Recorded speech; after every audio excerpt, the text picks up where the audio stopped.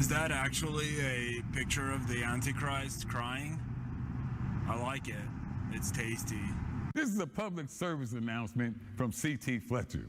I will not contribute to the pussification of a nation. Get your punk ass out there and work for it, motherfucker. Let's roll.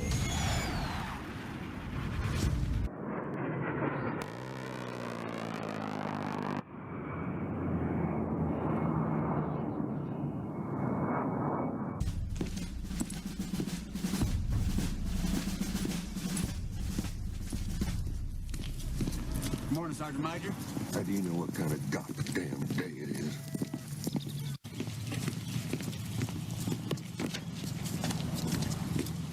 Beautiful morning, Sergeant Major. Are you a fucking weatherman now? You're listening to Sergeant's Time on WTF Nation Radio. At the bottom of the ocean. Welcome to Sergeant's Time this 10 May 2018. Broadcasting live from the Functional Veteran Center of Excellence. Can you guys hear me good? Everyone hearing me? I can hear me. Give me some tones up in the Facebook live chat or any other chats there, because I'll tell you a story of what happened on Monday. And then you guys, there you go. I see some thumbs. All right, cool. Let me do one more sound check on my end. Let me see. There you go. All right. So, sup. All right, cool. Oh, loaded. Okay. Where do I begin in this endeavor that happened on Monday? So, getting ready to set up, kind of go through my little drill, little battle drill that I go, before we broadcast and all that. My own little thing. I have my own method everyone has their own method of madness, just like when everybody gets up in the morning, they get up and do what they got to do, and then they go to the bathroom, yada, right? Get this workstation ready, getting everything ready. I had a drink on the fucking counter, getting ready to go, and to do one more final check, I set up something, there's a little thing that I got going on where how about that? Is that better?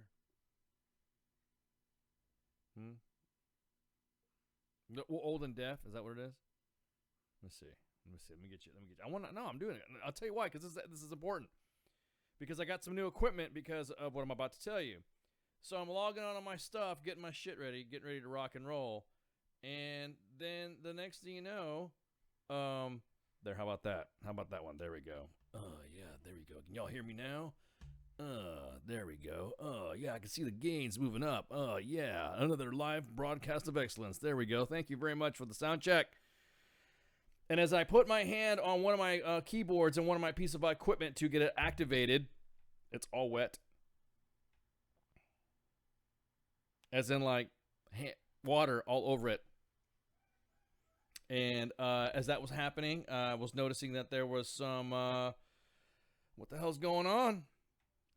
What's up with this? Why are these things that are not supposed to be, not supposed to have moisture on them, have moisture? And then I remember Baby Ice had a bottle of water earlier. And he disappeared for a second.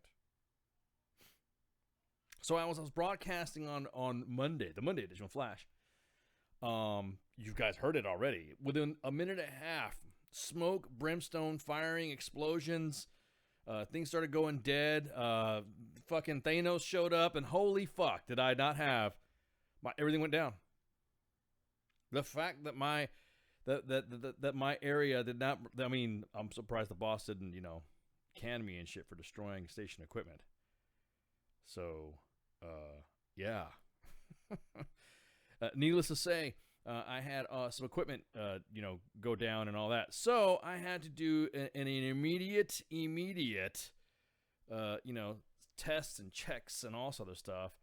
And pretty much was asking, the boss at work, hey, I gotta go during lunch. You want to go with me to go do this and do that? Yeah, what's up? So I had the boss going with me. When you go to lunch with your boss and your ICE of WTF Nation Radio, and you work in a multi-star command, you kind of don't want to say what it's for. right? You just sit there and say, well, computer issues. So I was just like, God darn it. Yes, he's still alive. Yeah, baby Ice is cool. Yeah, he's good to go. He's a baby, man. Come on, he's a toddler. What do you expect? The kid's gonna do this kid shit, and that's what's gonna happen, and that's what happens. So that is the story of what happened. So it's good to have you guys in the chat. Appreciate you all support. Tonight I got Spurs with me hanging out. And What's up? Yeah. Hanging out with the Spurs man here.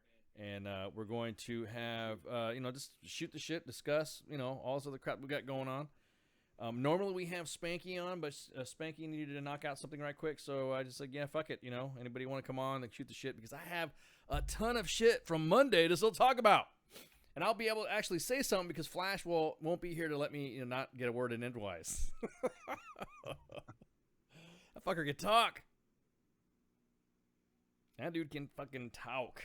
So, anyways, on that note, there's some stuff happening in the news. Obviously, if you're not paying attention, because everyone is not paying attention, I guess last night at 0300 at Andrews Air Force Base, 3 American citizens of Korean descent landed and were met by D. Treasy and the VP and the First Lady and the Second Lady at Andrews, and they were greeted by the president. So, welcome home, Americans. America and America. So, really appreciate the fact that it's noted. Now, again, everyone knows of my views. I've been called hardcore left, hardcore right, hardcore center, hardcore whatever, atheist. Everyone's called me everything but because they don't get to read on me. I just thought it was great to see good news. You know what I mean? Nobody was fucking nothing but good news. How about that? So it's good news. I'm just wondering, the week or two in between the prison camp that they sent those guys to a hotel, what did they infect them with? You think there's some polonium involved, or whatever you want to call it, or some of the thrax? Some of the thrax, some of those worms, gave them the erms up in there. They give them some of them Korean. Oh, hurry up! Should I be talking shit like this if we're about ready to have international peace starting on June 12th? It was just announced. Right sure, we are. Yeah. It was just announced before airtime that June 12th in Singapore, Kim Jong-un and D. Treasy, or the president, as his official title is, like it or not, he's going to be in Singapore to broker a deal with North Korea, and this has already been some signature stuff happening between South Korea and North Korea. They're doing their own stuff, so it's to me the way I see it, win. Now, it's almost like this. The reason why I said about my political backgrounds. Did I want somebody else to win to be handling this? No. I'd rather have a bull in a china shop that really doesn't know anything about politics, which is why I think everyone's going ape shit on what's happening, is because everyone goes through the standard diplomatic methods of whatever the fuck the type of the diplomatic people do, which obviously within the last 12 to 15 years have been absolutely fucking nothing. When it comes to the release of anybody from North Korea. I'm not talking about anything else. I'm just talking about whatever. So that's right, Al. There are some individuals that are there. And by the way, this is going to be a loosely spoken Sergeant's time. There's not going to be anything going on because, like I said, I've had busy days and shit. Got stuff going on at work. Got stuff going on with other stuff, and then of course, with the systems crashed down. So I got a lot of shit to. Hang on, let me get my notes here. There you go. I got a lot of breaking seals of the envelopes here. Oh no, that's a car bill. Hang on. All right, there we go. Yep, there we go. I think the real purpose of this meeting over in Singapore, it's all talking about hair. They're going to talk about how each other does their hair. They're going to work out something. Little Kimmy, he does the straight comb back. Trump does the comb over. Maybe they'll switch it up. I think he's got, oh, my little Kimmy. Oh, my little Kimmy. Oh, oh, oh, oh, oh, oh. There we go. Hey, I don't care. Honestly, I don't.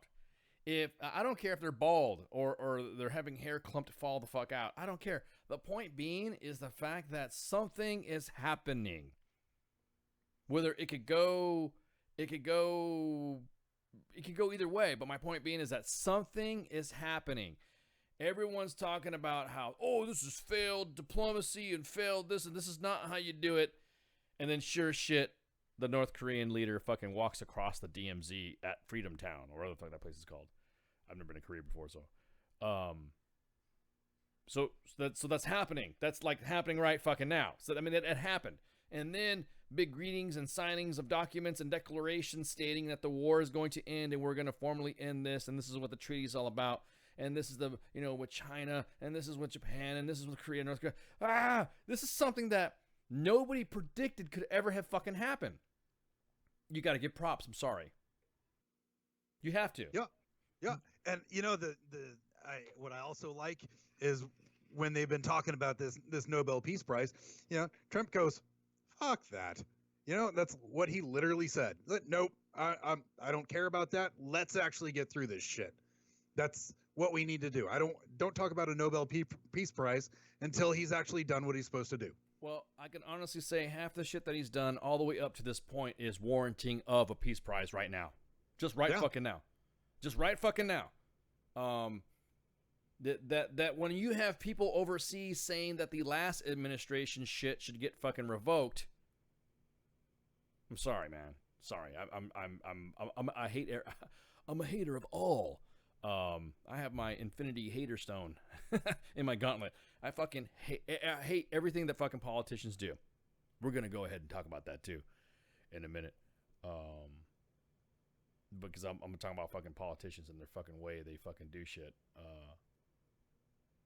So the thing is that I'm glad he has that attitude, because it's kind of funny. He pokes at people purposely who brag, because a lot of the stuff that talk about what happened, a lot of stuff that happened that, how him pulling out of the Iran deal, we're going to talk about in a minute. If you look back in the past and you look at all the rhetoric of what needed to fucking happen, it just looked like he just made it fucking happen from all the rhetoric that both sides of the aisle were saying. I mean, literally all the politicians were fucking saying back in, I could just say 4 or 5 years from now, how he needs to come to the bargaining table. He better do this. He better do that. There needs to be pressure. There needs to be this. Bam, pressure happens. Walk across to fucking Freedom Town. What you take me to Freedom Town? And there he's fucking right there. Ha, praise, hurrah. And now they're having fucking bugles and parties and fucking declarations being signed, and they're going to go to Singapore. So, the way I see it, and then secures the release of 3 hostages, 3 detained Americans, and was told, hey, and now all of a sudden, the president is now getting the hang of it now, which you provide the platitudes and the appreciation of, hey, thank you for doing this, because right before the ramp up of the fucking, this talk that's going to happen in June, the last thing you want to do now at this point is piss the little fucker off even more, even though we will do it for you. So now everyone's losing their fucking shit about him saying, hey, I appreciate it, man. Everyone, I appreciate Kim Jong-un releasing this as a sign of goodwill. And his opponents. Now, when I say the president's opponents, it's everybody. Everybody is his fucking opponent right now. And I scratch my head and I'm blown the fuck away at the fact how much hate everybody has for this dude. Even, there was a meme that came up that the guy could cure cancer, and people would fucking be upset about that stuff. And something that I've noticed, I get a lot of different types of news feeds coming through on my phone, and just always reading news, and it's appalling to me how many people still address him as Donald Trump or Mr. Trump. It's like, hey, he's your president. He's doing these things. He's doing the things that he promised on the campaign trail, and he's actually following through, which is something that a lot of politicians don't do. They promise things, and it doesn't happen. Now it's happening. Every, these points, boom, boom, boom, boom. He's hitting all these things. Yep. And now, just call him President Trump. Don't call him Mr. Trump, especially when you're talking about policies and things that he's actually doing. Looks like he's winning to me. Winning. I don't. When he said when he was running for office that we're gonna have so much winning, we're gonna get tired of winning. No, continue to win. The whole idea of America is to win, not to placate, not to say whatever, not to disregard people's offensiveness of being offended. No, I'm glad he's fucking winning. Let him fucking win. Let him fucking. If you are gonna tell me that you're gonna do something, I don't care the process of how. I can't believe there's so many people would cave under the fucking pressure of how much crap the president's getting right now for doing what he's doing right now. Yep. But what fucking? I mean, well, if I had my kid, what was that? The parents of Otto. What was his name? Otto. What was that guy's name? That was detained, an American that was over there. That was fucking. That got beat the fuck up and was returned, and then 2 weeks later he died or something like that. Yep. That dude starts with a W. Yeah, Otto. Yeah. I'm fucking up his name. I mean, I shouldn't be disrespecting the kid, but damn, dude. Otto. Yeah. So that is what everyone was worried about. I mean, like you said, maybe the Thrax or the polonium, whatever you want to call it. I can't fucking talk today. I tried to give a fucking briefing today, and I just fucked it all up. I was just like stumbling all over my words, man. I couldn't fucking. Boss is like, "You all right, man?" I'm like, "I think I need some fucking more coffee, or I need to go drink a beer or some shit." Because I'm fucking. I could not do the L's. I could not L's. You know what I mean? I couldn't. I was sounding like Arnold. What are you doing with this briefing? Yes, soldiers. Couldn't fucking do it. Could not pronounce double L'd fucking words. Parallel L. I couldn't fucking say it. So I had to go into my limited English as a second language repertoire and fucking grab some shit out. Fuck, dude. Sound like a bum. You good now? No, I hope. We'll see how the night goes on. So going back to what I was saying. So they lost his fuck. They're losing their fucking shit about how he's doing this and all of this stuff. I'm just talking about Korea right now. So the way I see it, that's huge. That's huge. That's big. Ginormous, and I fucking love it. It's huge. Exactly. Exactly. Exactly. You're gonna win a lot. Yeah, Bill Clinton was saying, "God damn, buddy, you got some swagger." But that's fucking that's let him have it. Fuck, dude. Don't go after his old lady. Don't go after his kid. Don't go after. Oh my God, they won't fucking stop. Did you know that Hawaii right now is about ready to explode? And every time they have Michael Cohen come on the fucking TV or Stormy Daniels' fucking lawyer come on, it just ruins fucking everything. It's Trump's fault.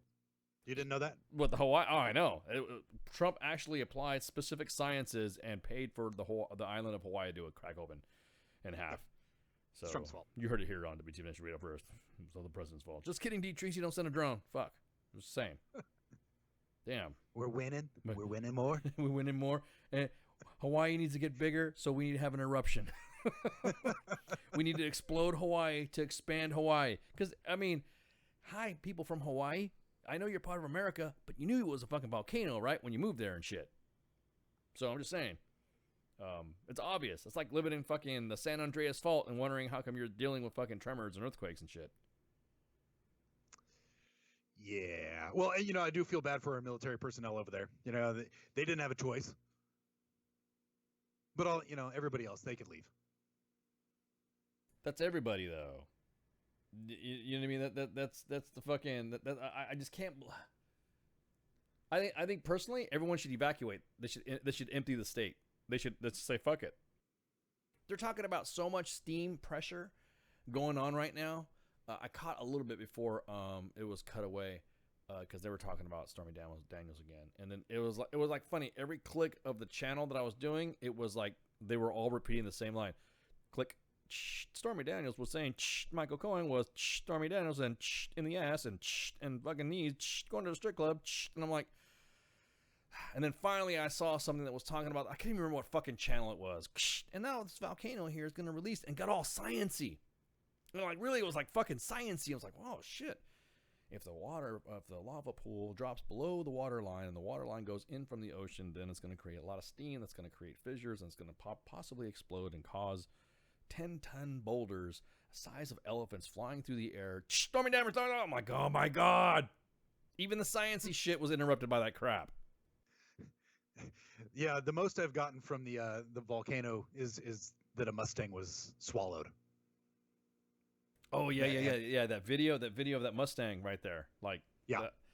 Could you imagine? And it's all recorded, so it's not like, you know, can you really say, you guys, most insurance company will call bullshit, right? But a lava flow. I bet you right now, fucking USAA, State Farm, Farmers Insurance are all fucking changing their fucking insurance companies' underwritings to change it to where they're not going to cover lava flows now. Yeah, that was a 98 Mustang. He purposely parked it there. Do you think so? You think it was on? Oh, yeah. Come on. It took a lot of effort to put it directly there. But he's like, here it comes, sciencey. It's going to be right here. I'm going to get a new Mustang. Yeah. Do the jingle. No, it just pisses me. How's my sound quality, by the way, guys? And do you hear me pretty good, Burst? Oh yeah, I hear you great. Okay, good. All right, I'm just double checking because, like I said, when I was doing my sound check, so it's weird having a new system, some new systems and shit to come on, and I was like, oh fuck. So it sounds weird. I mean, more clearer. So exactly, cause somebody was definitely sick of making them fucking payments. It was probably some Joe that bought it from some retired Sergeant Major's fucking, car lot. We finance E1 and up. Your LES is your credit. 49% interest. It's all yours. It's all yours. Back from deployment. Exactly. We finance E1 and up. The LES is your credit. All it takes is $149 deposit, and you too can have this Mustang. Gap insurance. Yeah, exactly, Joe. Exactly. All right. We also got some Gap insurance here, right? Fuck, dude. I don't know. Well, maybe you're right. Maybe it was sciencey. Think about that shit now. In about 1 million years, fucking somebody's gonna find the island of, or maybe the uninhabited island of Hawaii, and they're gonna fucking see. They're gonna be digging and shit, and they're gonna be going through, and because I have a feeling it's gonna be like that big. It's gonna be apocalyptic type shit with Hawaii. Like it's gonna fucking explode, and then bam, it's gonna fuck everybody up. I hope. Well, I don't know. The last time Hawaii evac something, it was a drill, but it ended up being like the real thing. Oops, I pushed the wrong button. I pushed the wrong button. Exactly. They had Cavman. They had Cavman there and fucking checked, what these buttons do? This is not a drill. Incoming missiles inbound. Fucking people were running through the goddamn shit, freaking the fuck out. Yeah, exactly, Al. Going to vacation for Hawaii? Fuck that. Love you, Hawaii, but no. Anywhere. But anyways, John, I would get insurance on those tickets. Yeah, exactly, definitely, Mr. Owl. Yeah, Mr. Yeah, exactly, duh, Al. So the thing again is that I wanted to know, because I have friends and not family, but really close friends, Army friends and all that. I have several friends that are stationed in fucking Hawaii, and dude, you okay, man, and all that. I don't want to say I'm glad I have Facebook, but I'm glad I have Facebook. I was able to fucking go on there and like, hey, man, you doing all right, dude? And he's like, oh, dude, yeah, man. And fucking check this out. And he's like flying his fucking drone everywhere. Taking pictures of people's houses on fire and shit. I love it. But anyways, so going back what I was saying about the president, like you were saying, him getting dissed. It gets better. It gets more better. Mo better. So he pulls out of this fucking deal, the Iranian deal, and everyone was like fucking going nuts because we pulled out of the Iran nuclear deal. If you guys don't know, or maybe we're too not being the fuck or how the deal went down, is that there were some concessions made and all this other shit, and then the biggest highlight of it was when 2 government aircraft were used to go fly 2 plane loads full of cash to Iran. Now, the way I see it, if you're doing a deal with concessions and you're the ones that's part of the deal breaking, you don't pay the motherfuckers that are in violation of the IAEA's fucking sanctions and inspections, and you don't say that that's what you're going to be using it for. That's not part of a deal. That's extortion. That's paying off a bully. Which, as soon as Cheesy, or I should say it, I'll be on props. The president said, we're out of this deal. And everybody lost their shit. Not only did everybody lose their shit, but he said, here's what, again, going back to the politicians thing. Y'all fucking suck, politicians. I fucking swear. I can't believe you suck people into fucking to voting for you fuckers, and then the next thing you know, you totally do not fucking go. I mean, side pieces and ex-wives are more faithful than fucking politicians. You know what I mean? They're more, you could trust them more than politicians. So, a couple years back, one of the biggest fucking anti-fucking whatever who was all hating on fucking the way shit didn't go his fucking way because he wanted to remain relevant in Congress was Chuck Schumer. Everybody knows Chuck Schumer. Everybody fucking knows. In August of 2015, Chuck Schumer said that to go into this fucking Iran deal was a bad fucking idea, and this is not fucking going to be safe for America, and just totally fucking destroyed this shit. Yeah, exactly, Joseph. If I'd been that pilot, see ya. What GPS tracker? I'd have been flying that $100 billion, one of those planes. There was 2 planes that were flying money. I'd be like, what the fuck? I'd be like, deuces, fuck out of here. So Chuck Schumer to August 2015 said that this is going to be bad. We shouldn't fucking do this. Why are we doing this? This is a detriment to our country, and this is fucking is going to make us unsafe. Blah blah blah blah blah blah. This is only going to advance their centrifuges, and they're going to become online if we do this. This and this. Flash forward to now. Chuck Schumer once again says, "What the fuck are you doing? This is fucking wrong. This is dangerous. This is going to be." He pretty much parroted the same fucking thing again. However, this time he said, it's got to go through Congress. And I'm thinking, how could you go through Congress on something that didn't go through Congress before, but has to go through Congress to get out of it? Kind of like DACA. It didn't go to Congress. It was just a policy. It was just fucking, yeah. I got a pen and a phone. Have a look at me. I got a phone. So look what happened. So now, what? You got to go through fucking Congress for what? For what? They can't even remember what they fucking said 2 years ago. 3 years ago. Sorry about that. It's kind of off. They don't even read the fucking bills anyways. They don't. I'm about to say exactly that. So, everyone's talking shit about how this is all bad. Now, as soon as we fucking said, yeah, we're pulling out of the fucking deal, and this is the reason why, blah, blah, blah, blah, blah. I'm going to be doing a lot of blah, blah, blah, blah, blahs because I'm pretty pissed off of repeating some of these fuckers' bullshit comments. Yes, this is Sergeant's Time, but we're this is a Monday Sergeant's Time show. If that makes any sense. So the thing is that now, what Chuck Schumer said August of 2015 actually held true. Because as soon as we pulled out of the Iranian nuclear deal, what was feared was that in Syria, Iranian military fucking forces fired upon Israel. Which that was the concern, that if we gave them the money, they were going to attack Israel. Well, they fucking attacked Israel anyways. So Israel laid the scunion out and had 50 fucking targets already pre-selected, not classified, it's already on fucking news, and destroyed all 50 targets of presence of Iranian forces along the Syrian border. And then said, bring it. Is that all you fucking got? And then the Ayatollah Khamenei, Ayatollah Khamenei. I'm going to fuck up their names on purpose because why? I'm an American. The Ayatollah Khamenei decided to get all butthurt and get a piece of paper with the American flag printed on it and started jumping up and down and fucking trying to burn it in the middle of his like studded out fucking as far he just decided to burn the American flag, which, you know, Iran has been fucking burning our flags for like ever and a day since the 1970s after the Islamic Revolution and the hostage crisis that they had with at the American embassy in Tehran.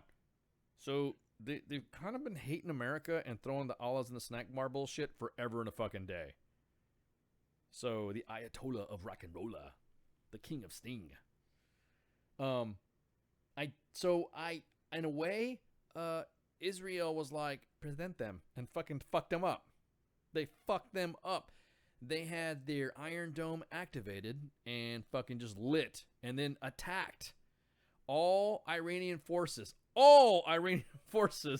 in Syria, and then said, "What you got, yo? Come on. Shalom, motherfucker. Let's go." Fucking love it. I love our allies in Israel. Love them. Love them. It was good shit. That's what's been happening right now because of the Iranian. And then Iran declared the one thing that Chuck Schumer predicted back in 2015. Mind you, now I'm talking about Chuck Schumer in 2015. That giving them the money, giving them this deal, providing this concession would advance their nuclear weapons program and will be able to have centrifuges online expeditiously. And guess what happened? Iran announced, well, you know what? Whatever. We got our centrifuges ready. We got them online. We got missiles ready to go. So, what the fuck? So when we pull out of the fucking deal, okay, sorry, Iran, fuck you. I joined the army when we were about ready to fight you anyways, back in the 70s. There was cadences. Kaz will tell you there was fucking cadences going to basic training back in the day. Al will tell you there was fucking cadences back in the day when we were seeing cadences about going to fucking Iran. Now about 30 years later, we're finally going to do something with them. But you know what? Fucking A. Better late than never. Exactly that, man. And do some mega. I tell you what, let them fuck with Israel. Israel will just bend them over, and that's it.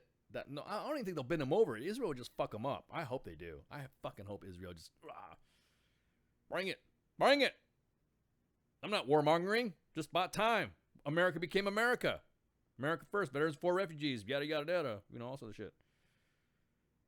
I just fucking can't get it. Why everyone is like so fucking pissed off at him for doing something that's the benefit of us. Now. Because they're pissed off because idiot went over there, you know, the Democrat and made a poor deal. But it still makes the Democrats look bad when we walk away from that deal. You know, it's just like it comes back to the Paris Climate Agreement. There was nothing that any other country was doing besides us and costing us money, and he got us out of it. And if you want to make an agreement, if you want to make a deal, stop costing the American taxpayers money to, you know, and the rest of the world gains and not us. It's costing us, but the rest of the world is, you know, just the same or getting better. Yeah, exactly that. And still fucking up and telling us that we can't have diesel engines running in the state of California, even though they're smogging up the fucking place in their fucking countries. Yeah, we gotta do that shit because no, fuck you. So now let me get to you about the politicians portion now. And I'm still so I have moved on from North Korea because, you know, now I talked 30 minutes of Korea. Now I'm talking about a little bit more about Iran. So we pulled out of that idea. We pulled out of all that, and now we're able to now say, hey, look, we're fucking done. Iran got butthurt. Then they try to attack Israel. Israel fucked them up, and they're going to keep fucking them up, which, you know, get them, Bibi Netanyahu. Get them. I'm all for it. So, exactly that, John. That's the whole fucking reason why Israel is an ass kicker right now to this day, because they did it. So, let's get to the shadow shit. I know this is not Jay Reddy's show, but Jay Reddy is always talking about shadow governments, and you know, I love it when he goes off on the conspiracy theories about deep state shadow governments, who's doing the wheeling and dealing and all sorts of shit. So behind all this, nation, check this out. While this is all happening, while this is being negotiated, and there's discussions about being pulled, and this is before we formally announce us pulling out of it. Former Secretary of State John Kerry, the former Secretary of State, goes to Iran. Yeah. A former cabinet member of the previous administration talks with Iranian fucking politicians and statespeople, whatever you want to fucking call them.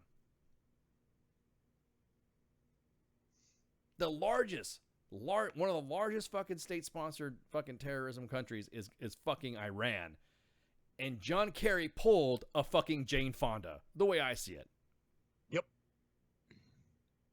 In the midst of tense negotiations between our country. Now, who's butthurt about it? I'll tell you who's butthurt about it. Fucking General Electric. Do you know why General Electric's on there? Because during the previous administration, General Electric was able to do business with them under the fucking sanctions to assist them under the guise of humanitarian bullshit. Yes, our General Electric. Do you also know that fucking his daughter's married to a fucking Iranian fucking member of their fucking bullshit government over there? Yeah. So, if you're gonna fucking slam General Flynn, if you're gonna go after General Flynn for talking with foreign people during the middle of a transition of government or whatever, the Hatch Act is what they're trying. They got him. He got convicted. Motherfucker's got to sell his house and shit because he can't afford it. You have a former member of the last administration totally fucking going against our country right now by flying to Iran or talking to Iran or the embassy, whoever, but dealing with Iran separate from our own U.S. policy. Exactly that, Jonathan. He should be fucking arrested for espionage. We should call it the Jane Fonda Act. Because I'm still pissed off about her. Sorry, I'm carrying on the generational hate of, because my dad was in Vietnam, and so dad talking about Vietnam and, exactly that. So the biggest thing, exactly, John Kerry's big wartime moment was when he ran over a Viet Cong kid with his boat. Well, I mean, they're an enemy too, so I don't care about the enemy during war, because war fucking happens, and then, when you're when it's come peacetime, then of course we have to be peaceful, so of course. But during wartime, game on, right? However, John Kerry right now is still speaking out against, talking to Iranian fucking government officials, still, right now. Now, doesn't that make him the fucking enemy now? Of course, sort of, kind of. I mean, just saying, enemy. Then who you have everybody else going in, jumping on the fucking stick. Who else is involved? I love asking questions like this. Who else is involved with Iran now? Yeah. Who's that? Who's involved? So is he in any office right now, John Kerry? No, he's the former Secretary of State. The former. Right. So it's just like President Obama or Bush or Clinton. I'm gonna name them all just to be safe, so that way everyone thinks it's like any previous president going and representing the U.S. on behalf of the U.S. without the U.S. authorizing that. Yeah, I just making sure that he was not holding any office currently. Oh, fuck no. Fuck no. So I mean, if he's not holding any office, what authority does he have to go and make any negotiations or whatever with a foreign country? Who's a declared enemy? Sort of, kind of. It's just saying, treason. Treason. I swear, he looks like he should belong on the Muppets, though.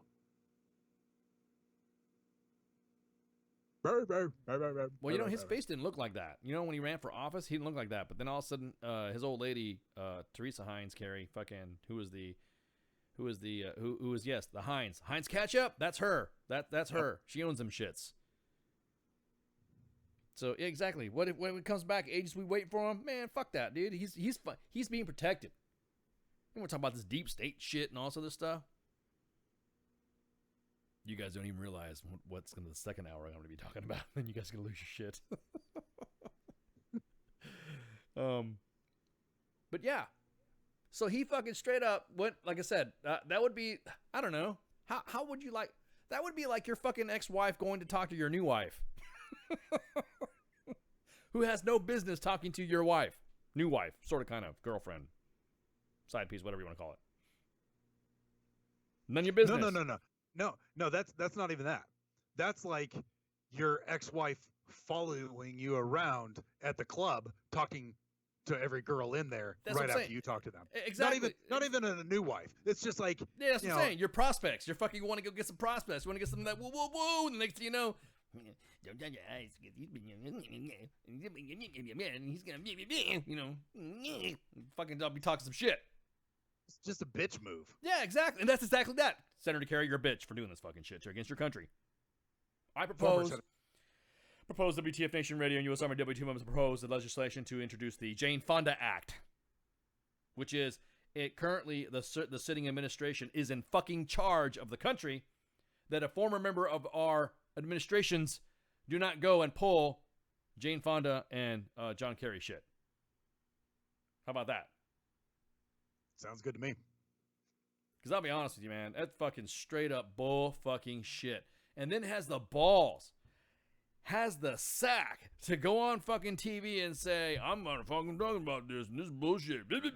Starts talking shit about the president. Are you guys upset? It's almost like you're upset that it's like America is like the girl that everyone was trying to get. And Trump is just doing it better. And we, the American people, are the benefactors of being treated like this. Look at our jobs rating. Look at the jobs rating. Look at it. Yeah, I fucking said that. Yeah, look at our job ratings. Look at our minority unemployment. Don't even. No, that's all Obama. That's all Obama. Don't even get me about the fucking people starting to realize now that you don't need, like Jay Reddy says, you don't need the fucking masses to talk for you. You talk amongst yourselves. Hi, Kanye. Welcome to the WTF Nation. We've been so glad you've been sanitized with Common Sense and Reality, Kanye. We invite you and Candace Owens to come on and shoot the shit with WTF Nation Radio. We'd love to have you two on. You actually make a great couple, you two. Have you seen them? They kind of like acting like they're, I don't know. Yeah. You know what? Come to think of it, yeah, they kind of do like that. They'd be a good couple. Two fine young Americans. But anyways, I digress. So the Gene Fonda Act, because I'm never gonna forget that. My dad went to Vietnam, got fucking wounded, left pieces of him back in Vietnam. For what? For her to go on there and go, oh, look at me, I'm sitting in an. She was sitting in an anti-aircraft gun that was used to shoot down our pilots. And we're supposed to feel bad for whatever she feels. She feels regret. No. You should have been jailed. Because, currently during the 1960s, everyone was so afraid now. The government was so afraid that the country was going to go into chaos with McCarthyism and the fucking communist fucking blacklist and blah, blah, blah, blah, blah, blah, right? Everyone was thinking that was going to come back. So had she had been arrested, would have increased the cost. I don't think so. I think she should have been tried and done what they do with fucking people who are during a wartime. Cavorting with our fucking enemies fucking wrong. And laughed about it too. You're right, Joe.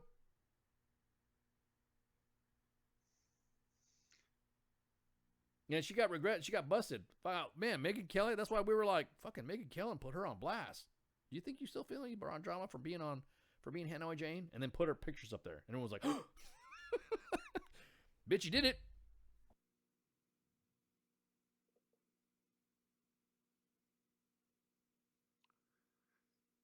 I'm just fucking, national. Yeah. Yeah. I just can't get over the fact that John Kerry would go do that. Why would you go and disrupt our country's fucking policy because you got butthurt because of it's your legacy? Hey, I'll be honest with you. Everything that I've done in the Army, any fucking SOP or something that I came up with that was a good idea, and somebody came up with a better idea, I didn't go back to the fucking unit and say, hey, who are you?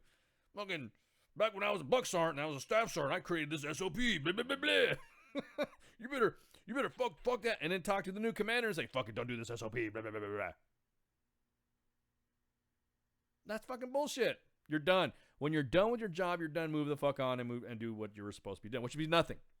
You're no longer part of the administration. Yep, done. You're out. And that's why we voted somebody else in. And oh my God, I heard that the Obamas are trying to stay relevant in politics, and people are like, oh, Michelle needs to come in. No, enough. You can see the turmoil that you guys put the country in, and we voted somebody else in to go a different direction. Stop pushing to go back. I mean, go ahead and push, but there's only going to be more of the resistance to that negative way of life that we were in for 8 years. Yeah, I've never felt so. I don't know. It was kind of weird. It's almost like we were beaten down, and then all of a sudden now everyone's kind of like getting like comfortable with being able to speak now. Like like you notice how quick the movements are now starting to fucking die off pretty fast now. Yeah.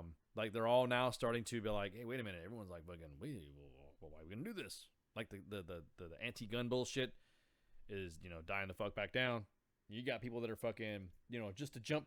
What makes me mad is when you have people that like to jump on the fucking bandwagon to say, well, I support this because it's good for the children. No, why are you doing this, though? Why do you feel about this? Oh, it's good for the children. Because it's like the hip thing to fucking do. You know what I mean? I hate that shit. People who jump on fucking fads because they think it's fucking cool and then do their fucking little hashtag, and 3 years later, someone's going to fucking say something else that's going to be counter fucking opposite of what you fucking were hashtagging about. It's for the kids. I don't believe in that shit. Oh, did you see the news article that our fine lady Minx sent us about the new fad about asking your children to change their diaper? This is Sergeant's time. This is Sergeant's time.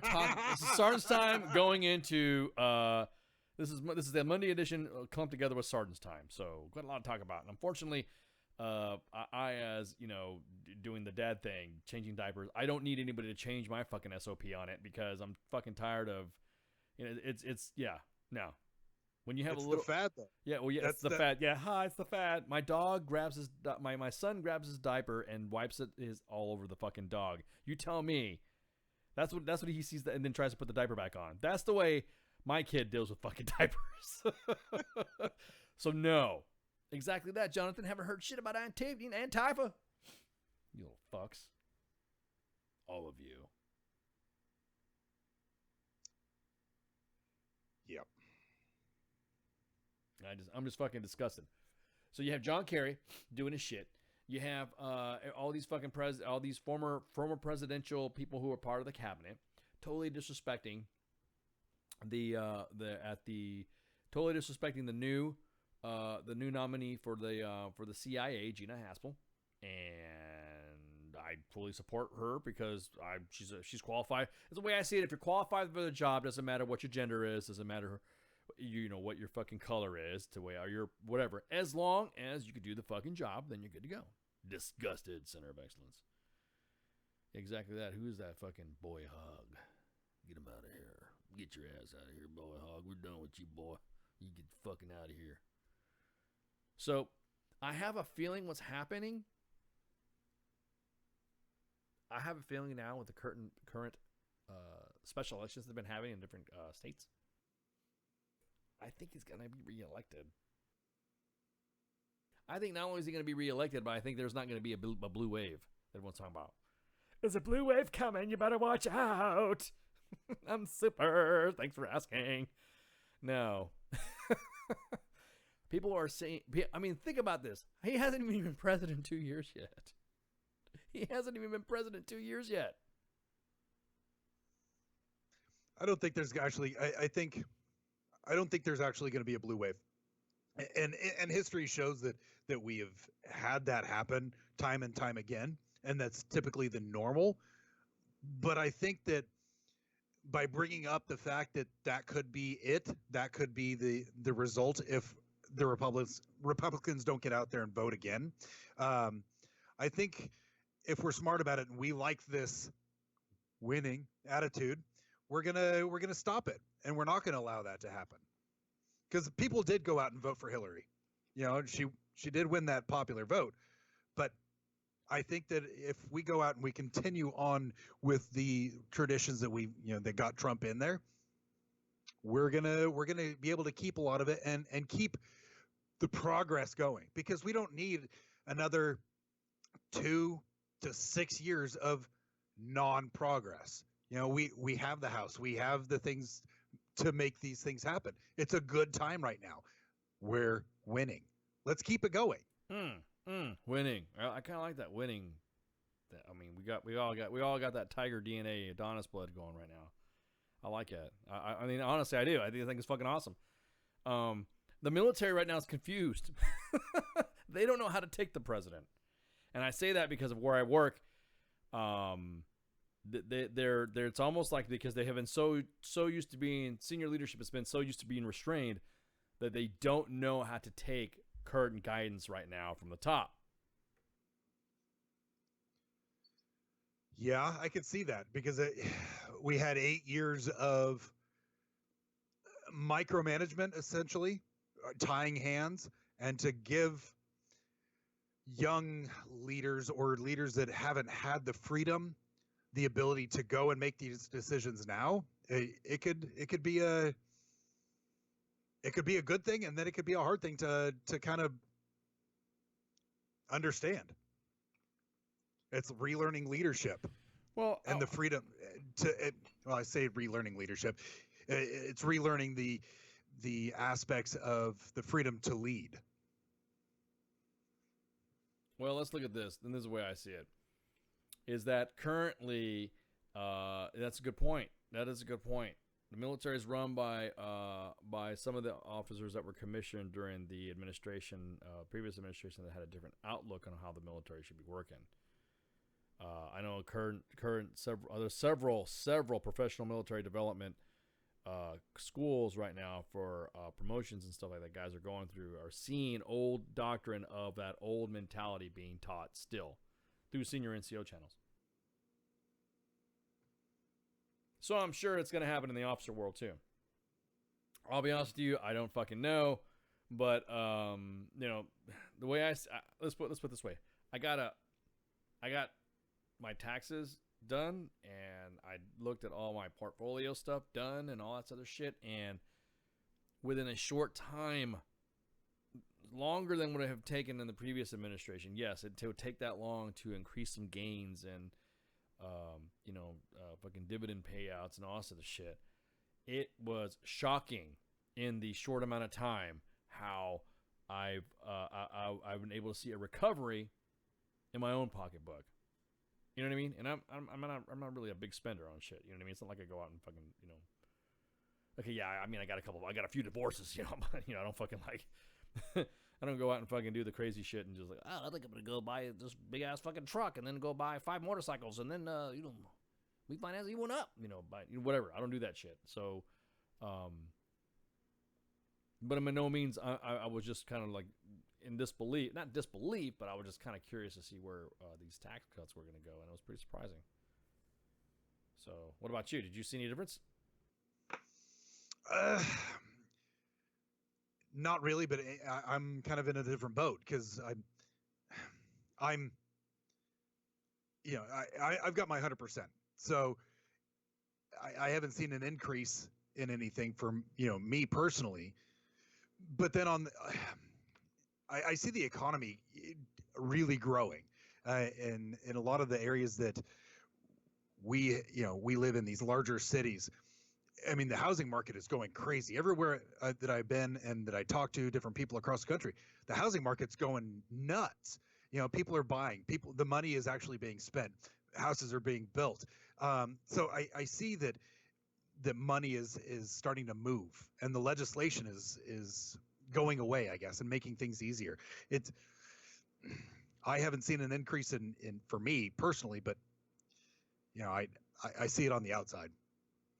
So you're seeing more of the production rate as far as how you see the increase in people looking for jobs or looking for employees. Is that what you're saying? Looking for more hiring? Yeah, I see what you're saying. And then and one thing I have noticed that with what tends to happen when we have Republicans in office is more of a free market, and we'll have this spike. Gas prices are starting to go up again. Just like when Bush was in, gas prices were way high. They're going up. So yes, that's going to be kind of a hindrance, but then again, the free market will correct itself. So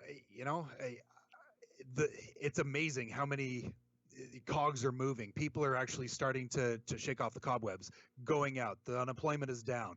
People are getting jobs, and with that, I haven't heard a lot of the screaming and yelling of the $15 minimum wage. I haven't heard that because I think people are actually going out and making money. They're going out working, and that's helping the economy, not requiring businesses to pay them what they don't deserve. I see what you're saying. Yeah, that's true. I mean, because I've seen it in some of the areas. Family members have told me a lot of stuff that don't live in California, there's some there are some other family members that I have that are living in different states that are telling me that there is a boom in jobs. Like they're leaving their job because they got offered a better job. You know what I mean? So, so it's kind of one of those things that is like, wow, okay. So I guess, I mean, the way I see it, so far I've seen something, and even like I said, unemployment of minorities and women. The way I see it, it's all the shit that everyone was saying he was against, that he's rising on the marks for. If that makes any sense. I mean, if you're saying that he's a rapist and he's misogynistic and all this other bullshit, and he's throwing all this bullshit at this guy, but then all of a sudden you're seeing an increase in those minority and women fucking unemployment numbers starting to fucking decrease and employment numbers starting to fucking rise up. What the fuck, dude? You can't lie with those stats. What was that Ben Shapiro says? Fucking facts don't give a fuck about your feelings. Well, he doesn't say fuck, but But the thing is that I don't exactly that. Now they're talking about the rent prices now. Now that's where they hurt people on the economy too, is because now they see the extra bump that they know that they can get their house or apartments rented, and whatever it costs for their mortgage or whatever, they're going to see that, well, because the job market's good, and that means I can charge a higher rate. So yeah, there is a little bump for people who want to, because I hate getting locked into a house. I mean, I have multiple properties that I fucking offload as soon as I fucking can, but the house drama is just, oh man, ugh. Well, so I mean, if they start building more houses, people start buying more, then that will free up the houses, the other houses out there. Then as there becomes more houses available for rent and things like that, the prices will decrease. More people start buying because, and as that market grows, the rental prices will go down. If more people are renting, the rental prices are going to go up. It'll even itself out. Yeah, I think so. I mean, the worst thing that could fucking happen is, yeah, exactly that. Me too, cause I'm tired of fucking renting, man. Because it's not your house, it's not yours, it's not your property, it's not your whatever. I'm tired. Yeah, exactly that. What I don't like. Oh shit, we gotta take a break. I just fucking blabbing my ass off, and I still haven't finished the first fucking segment. Damn it! All right, well, we're gonna take a break right quick, and then we'll be right back. So yeah, again, this is Sergeant's Time with a Monday show combined. Loose line here. We'll be talking about some other shit in the next hour that's gonna really make you guys lose your shit. Well, it made me lose my shit. I just going back to the politicians thing. So there's gonna be some individuals gonna get butthurt because what your status is, but I don't give a fuck. We talk about we bring you guys this discussion because if I'm saying it, that means somebody else is thinking it.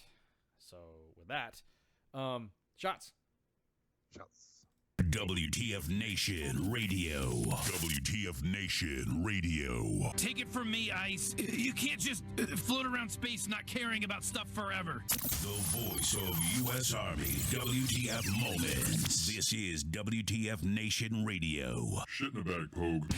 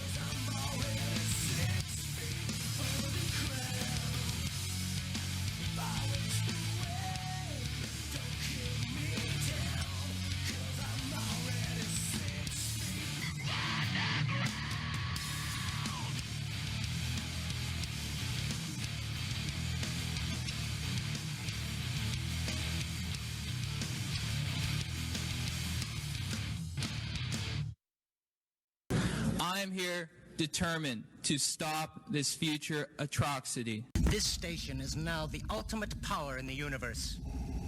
I suggest we use it. The voice of U.S. Army, WTF Moments. This is WTF Nation Radio.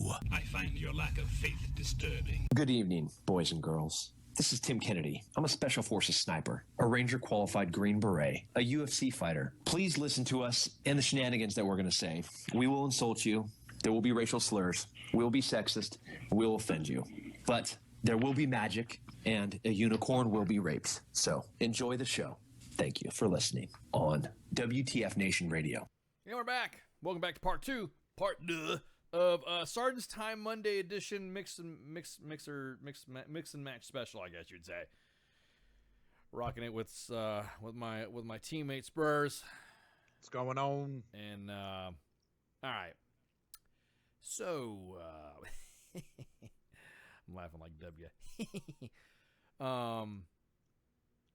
Something came to the news that just really fucking, I just raised my eyebrows. You know that meme of that dude that just sits there and just like does the double take with his face, and he's like, "What the fuck?"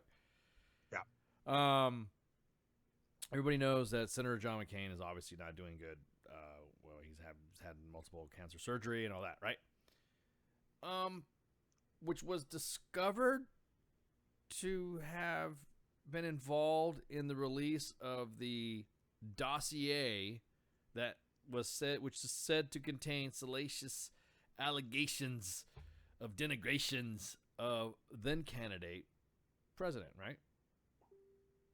So when that happened, he wrote in his forthcoming book, which I'm not going to fucking plug,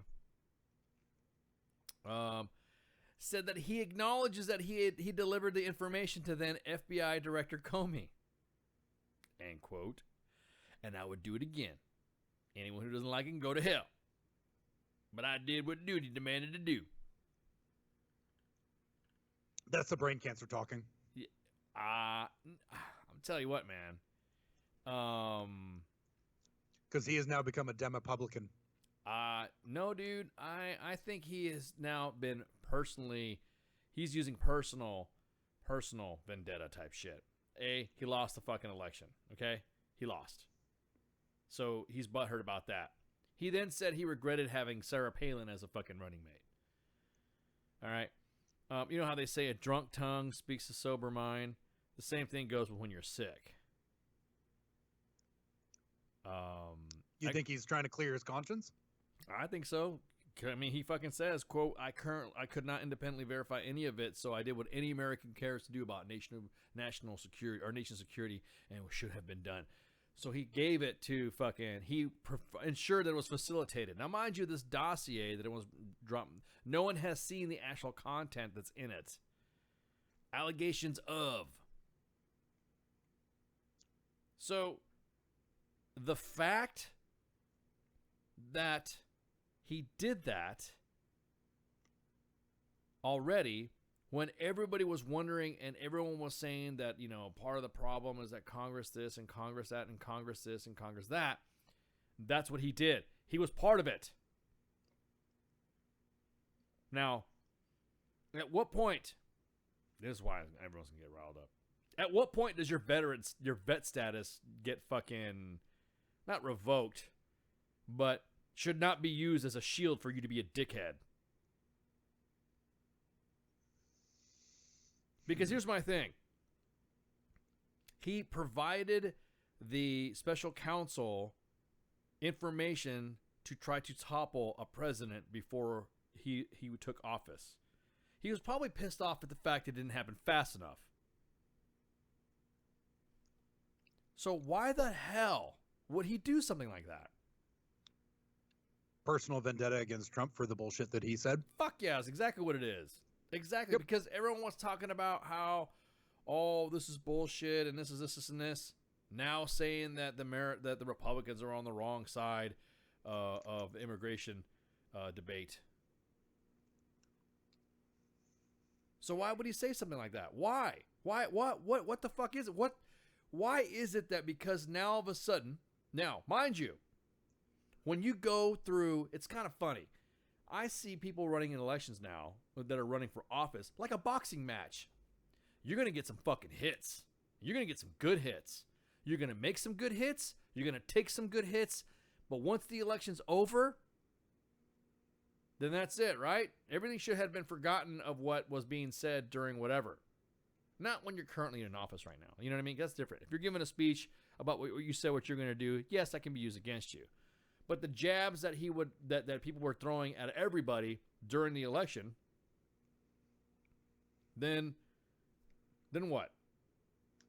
So that means that he had a part two and parcel of all this drama happening right now. So during the election, his status of being an MIA was brought to people's attention. It's calling him a hero. Trump, candidate at the time, said, you know, he's not a war hero because they don't get captured. Now, was it a savage fucking thing to say? Was it a fucked up thing to say? I would say when you're on the trail and you're getting fucking destroyed by everybody and everyone's destroying each other, I say it's fucking fair game. The moment you step into that type of arena, look what's what happened to everybody who's been running for or running with. Now, a mere allegation of anything that happens when it comes to the Pound Me Too movement, then guess what? Everyone's life is ruined. Things that were done consensually now all of a sudden have hindsight. As a matter of fact, I get a lot of shit that's fucking ex-wife hindsight. Fuck. No one's going to advocate for me. So why is it now that when he is saying something, everyone's now going, oh, well, you know, he's going through some stuff right now. Talking about how that the Republican Party has been driven by zealots who fail to understand the key role in Americans' exceptionalism or some shit like that. Fuck, dude. You didn't want to do anything.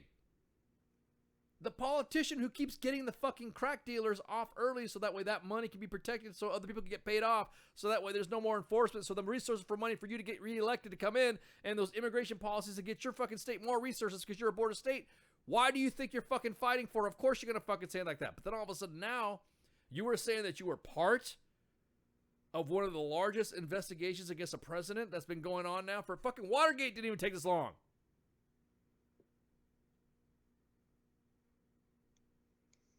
So now he's sick. Like, bring good point, cause. Too sick to be impeached by the Senate. Nothing's gonna happen to him. That's what your opinion is, right? Okay. So now he's acknowledging all this shit. Why? Where was your fucking conscience then? Why did it take cancer to fucking realize your mortality was fucking at stake? So now you decided to be moralistic. I would think that while you are a member of the Republican Party, that you would be loyal to the Republican Party, no matter who stepped in front of it. Motherfuckers had to be loyal to you while you were running for president. Did we like what we were going to get? No, but you know what? No. There was fucking loyalty to the party. So loyal to the fact that we even accepted the fact that your running mate was a woman who was getting a bunch of shit. Tinfoil hat time. You ready for this? Go for it. All right. So, he's sick, right? All of his bills are getting paid by the Clinton Foundation. All of his medical, they might even have the cure for cancer if he flips side and pushes against Donald. Wow. That's an interesting hypothesis. What's up, Doc? So, Monica. Yeah, what's up? We're just talking shit about McCain. Oh, nice. Yeah, exactly. So you think that because here's what I think. I think when he was out fucking around with the damn with the Syrian rebels and all that shit, he got slipped with some polonium. With the Viet Cong. Yeah, when he was hanging out with the Montagnards, he fucking got he got the polonium slipped on a hug, on a kiss, because the way they greet people over there is they do the hug and a kiss, and I'm pretty sure there was a particulate of an isotope being given part in a kiss type shit. You know what I mean? So again, you are part of, you were involved in hiding something. Why didn't you come out with it before?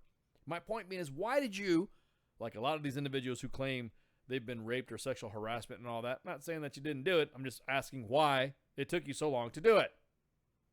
If it was then candidate Trump at the time to do it, why did you wait so long? Why didn't you stand in front of the American people and say, look, here's what I have, and here's what I think the American people should know? What would be? Yeah, but no, I'm saying, but what would be? Why is it? Because my question was, Doc, earlier, was that when is it a point that where your vet status becomes no longer your fucking shield? Never. It should never be your shield. Exactly. As soon as you use it, I mean, my personal opinion, as soon as you use it, you're already a fucking piece of shit, because that means you have to hide behind it, and whatever you're talking about, but whatever you're saying isn't good enough to stand by itself. So he said he admitted in giving the release of the so-called Steele dossier, which, according to, has all been farmed information that was provided to set up the president. He was involved in giving it to the special counsel and the director of the FBI. Way fucking before this election was going on when he was a candidate. Where was your exceptional fucking morals and shit like that? And I would do it again. Okay, so why didn't you do it before? I did what any American cares about our nation's security should have done, which means you should have stood in front of the American people and said that the president has this, at the time, candidate, has this information that needs to be presented and brought in proper form. He's like an MI guy who just like fucking hide shit. Who likes to fucking be around. You know the guy, you know those people that are at work, it doesn't have to be MI. I just use that a lot because MI people do it a lot. Anyways, they're like the hoarder of fucking information, and I know something you don't know. And you have to ask me and use it for a piece of power to be able to provide a piece of information, just a little bit, to maintain that power and not give it the fuck out. S1 does that too, with like your leave forms. Oh yeah, well, and Supply does that too sometimes too. That's why you got to make sure you take them with you in some places. But anyways, so now it's all this shit was happening. Where was his fucking exceptional fucking? Where was his morals then, or his interest to the country then? Why wait till now? Because he's been because now it doesn't matter. No, right. He's been a politician though for so long. No, now he wants to. I think what it is that he wants to maintain exactly that. Maintain his legacy. Good point there in the chat. That's yeah, I think so too. But ultimately, it's fucking retarded because I'm not even. I honestly have no idea what we're fucking talking about. Oh, we're just talking about how McCain. He said he had no regrets of about his role in giving up the so-called dossier that had bad information about the then candidate Trump. So my saying was that if he was doing it for the right thing to do for the nation's security and the nation and the country and flag waving American because he's a POW war hero, where was that attitude back in the day when he was running for office before the election happened? Maybe wait a minute. I'm fucking good point there. You know what? Now that we're talking conspiracies, if John McCain hadn't released that stuff, maybe Hillary would have been president. Way to go, John McCain. Yeah, dude. Fucking. Way to go, dude. Way to go. Maybe he's just like rubbing the salt in the wound of all the Democrats. Like they've started fucking like. I actually they have not started getting over it, but still, you know, this is like, oh yeah, if I would have released this, Hillary could have been president. Exactly that. That's what I'm saying. Then is that why you didn't want to do it? You can't sit there and rest on those convictions, and then all of a sudden, when you're in a book, no, because he's a fucking coward. He didn't want to be the first guy to get assassinated by the other fucking nominated party.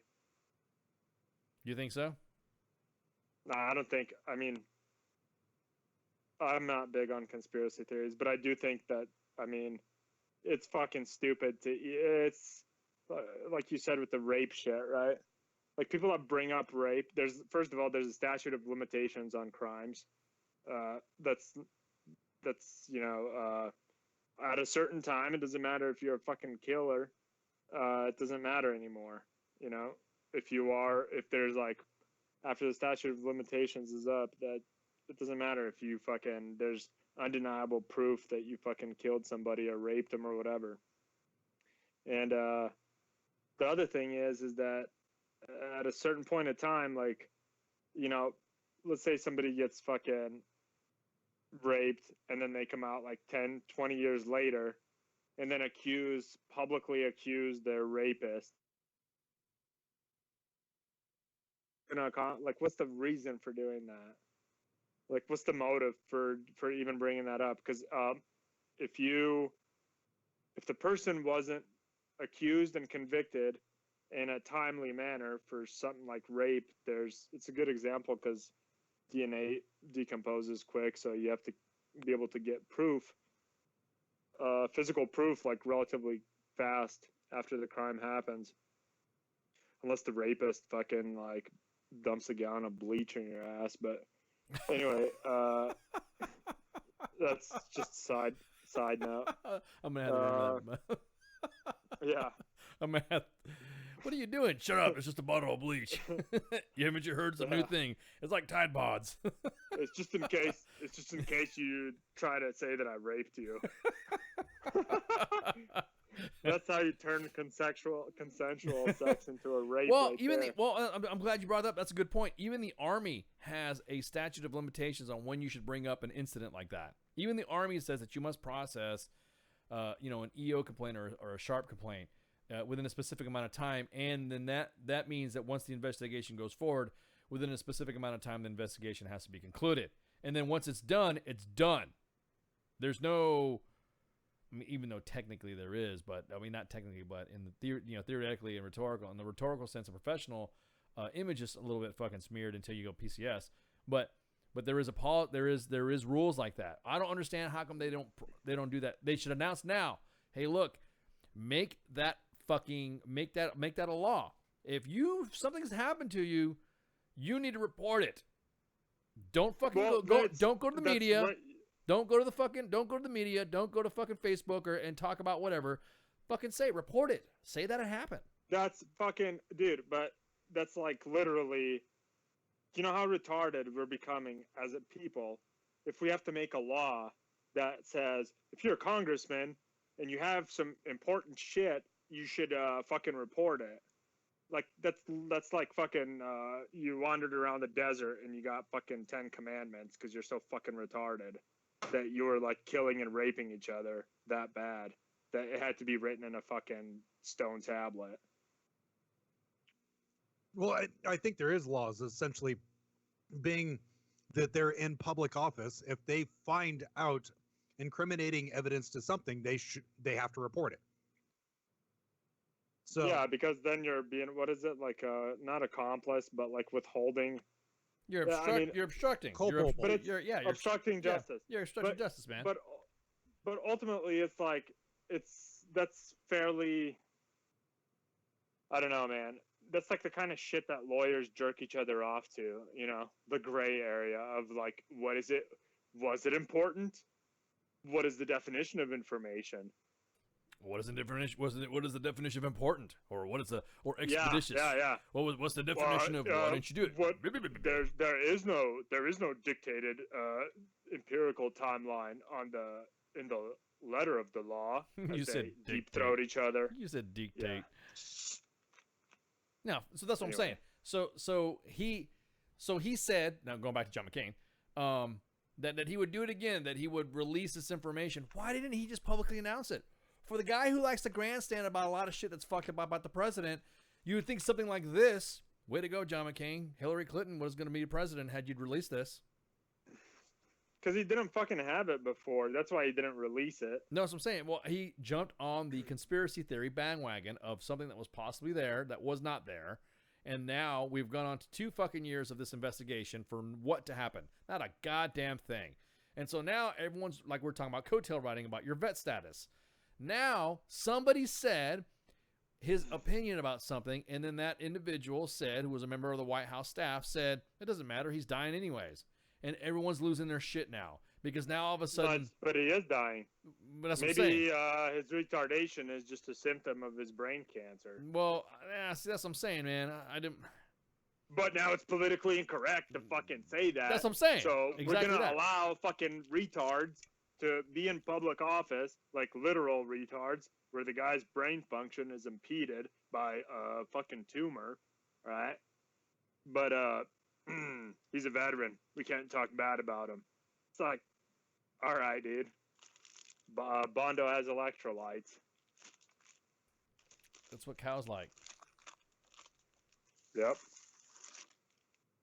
So, again, was a reporting office, no guarantee, blah, blah, blah, return, hello, Katie, how you doing? Welcome to Sergeant's Time / in the middle of changing into the, this is whatever, so. Conspiracy theory. Conspiracy theory-ish. I'm not saying that every portion of that system was part. I'm just talking about, maybe not using rape would have been an example, but knowing something like this would have been fucking easier to do it. My point being is that I understand that your situation was fucked up. That is a fucked up situation. What situation? If you look in the chat, I won't. I mean, I'll blast it on air, but Katie will put her story out in the chat. And look, yeah, exactly that. Got away with it. That's fucked up. That is fucked up. Nobody. Let me get this. Nobody likes rape, except for the dickhead rapist. Except for the rapist. and they need, and they need to be punished accordingly. They need to be raped back. They will if they're. That's what I'm if saying. They make it to prison. That's what I'm saying. No, I think rapists start out getting raped first, and that's how they end up becoming rapists. Well, my point being is the fact that this situation right here is that your vet status should not be used as a shield for you to shoot off the fucking mouth, and then all of a sudden now hide behind it and all sorts of stuff. Especially when you are shooting just as equal or even worse jabs at the guy's fucking family or something like that, and then all of a sudden you bring up his fucking his POW. I know some POW. I knew some POWs. They passed away, and they'll even say, "I fucked up." I got separated from my unit. I thought I was fucking going one way, and I looked up. I'm like, God damn it, there's Germans all around me. You know what I mean? And I'm like, oh, fuck, dude. How'd you feel about that? So. Land nav appreciation. Exactly. Sure. Exactly. So, again, but my point being is that your status of a vet, because now every time you say something against John McCain, everyone else can talk shit about Chuck Schumer, fucking all the other ones, Kucinich, name your fucking politicians that you like to talk shit. Nancy Pelosi, blah blah blah blah blah blah blah. Ugh, fucking Nancy Pelosi. But for everybody who fucking nasty bitch. As soon as you say something about fucking John McCain, oh my God, you said something about John McCain. He's like, why are you fucking wrong as that? Nancy Pelosi's face looks like she goes to a plastic surgeon for scrotums to get her face done. Did you see that movie? It's beautiful if it was a scrotum.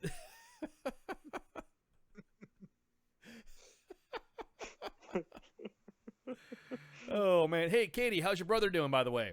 Is he listening? Has he gotten hold of... we still have something that we gotta do. I was glad you came back.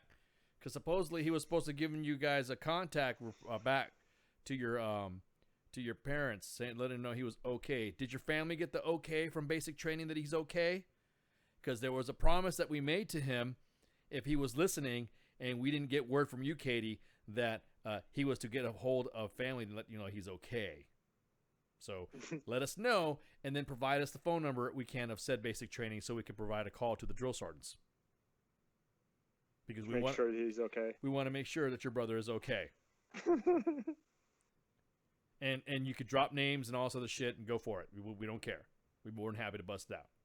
I just want to make sure, like I said, we told him, and he said he would. He gave us his word that by the next show, which is today, that we were supposed to know that he contacted family. Poor kid. He's probably still in reception. He's gonna get to, he's gonna get to his fucking unit, and on day one, he's gonna be the guy that like everybody gets fucked because of. Yeah, exactly. Way to go. Did you just have... Aren't you the private that had WTF Nation radio call because, your sister called up and said that, blah, blah. Oh, okay. All right. He must have been listening. He had to have been listening. That's awesome. Okay, so he called at 23:52 last night. All right. See, he just did it by the minute there. All right, Katie. Well, okay, then we'll go ahead and stand down. We'll stand down. Yeah, chill out, John McCain. Yeah, chill. Oh, man. I still have it most of my brain. But anyways, my point being is that if you're going to be fucking talking shit about everybody and going through whatever you're going through and also shit during an election cycle and all stuff, you're unloading on your opponent, don't use that nugget to hold something back because then it's fucked up. You know what I mean? It's just fucked up. It just shows you that you are even more political. That means you're a fucking coward. That's what I'm saying. So it's you're self-serving fucking coward. And a veteran and a POW. Like, all right, dude, good for you. But still, you're a fucking coward, self-serving in a fucking political office where you're, quote unquote, serving the people. You're gonna get a lot of shit. No, I'm not gonna run for Senate. Fuck that. Are you kidding? Some of these guys are just being accused. I mean, could you imagine? They don't let Mexicans in the Senate. Oh, whatever. I'm a vet. I could just show up my fucking affliction T-shirt. Yeah. I'm a vet. I'm a vet. Tap out vet. I'm a vet. Wear of said veteran type T-shirt and running for office and stuff like that. I'm a vet. I'm a vet. And start saying, wait. Ice is a Mexican? I thought he was black. Does he sound black? Do I sound black? What do I sound like? Who do I sound Jay like? Reddy sounds black. But Jay he's fucking white as fuck. Yeah, he's transparent. He glows and his hair's on fire. Yeah, exactly, dude. Fucking the Hubble has to fucking make sure that it's not focusing on Kansas when he comes outside, so that way it doesn't burn the fucking the camera lens. So what do my mom heard the radio show. My mom's like Eastern Europe, fucking old school, fucking Well, anyway, she was she heard the radio show when I was I called in and was talking shit with Jay Reddy one night. I think it was like Friday or Saturday, and like we went on a break, and my mom's like, why are you doing radio with black dudes? She's like, do they even understand your jokes? Wow. I'm like he's not black. She's like, no, he sounds like he's black. I had to like pull up his fucking Facebook shit and show her. Exactly. She still was like, and then she was like, I don't believe you. That doesn't look like the guy with that voice. I'm like, all right there, KGB. Good talk. Good job there, FSB. So again, yeah, I'm not going to run for office because of the first question of Mr. Ice, candidate Ice, we've been talking about this stuff like now, and we have interviewed your first wife, or you know what I mean. All it just takes is one story, or one issue, or one drama. He got mad one time and said that he was gonna fucking, and the next thing you know, it's gonna be like, Ice wants to beat women or something like that, and I wasn't even in the same state, or some shit like that. Just because that's a good point. How do you keep your security clearance? With so many wives? Yeah. Oh, well. Bleach. About to say, exactly. Bucket of bleach. I call Buffalo Bill. Yeah. No, because I mean, divorce is divorce. Shit sucks, right? I mean, you go through it, and it happens, and it happens. You're fucking. I've become callous to it now. Your security clearance, like it should be like not allowed to interview an ex-spouse for a security clearance. No, they shouldn't. Like you need to have them. Because you boned them and possibly had kids. Whatever is a possible potential compromise, but ultimately, they should not like. If I'm like, hey, I want to find out if Ice is like what kind of a dude Ice is. I'm not. The last person I'm going to talk to is an ex-wife. Oh, or thanks. Anyone's ex-wife. Anyone's ex-wife, because ex-wives fucking, they're going to be hating, you know. Especially if you left them in a, or they left in a better position, and then yeah. ICE is our only Anglo Latin African American on staff. I'm Blaxican. Oh man. Well, we've discussed. If you guys haven't put together fucking 2 and 2, when I can speak Spanish and fucking German, do you think I'm fucking 80% salt? Chinese? Oh, yeah, exactly. Praise. He must be Chinese. He must be Chinese because he speaks all these languages. Them Chinese. So thank you, Dale. I appreciate that. 80% salt. It's called experience. Yeah. Somebody told me that all about my gray hair and was like, "What are you talking about? It's seasoning. It's glistening wisdom. It's not gray hair." So, whoa, you're right, dude. That's not me. No, I'm talking. Okay. I'm talking to Spurs. Yeah, I'm here. Okay, you're tweaking.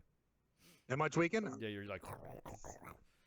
So. Sounds like you're playing in and out with your fucking AV. Yeah, you're cable. doing your whatever. Ice, what you do is you find your ex's sugar daddies and they will speak highly of you for you set up to be. What? No way. I'm not. No. See, that's the thing. When you get divorced, you get divorced.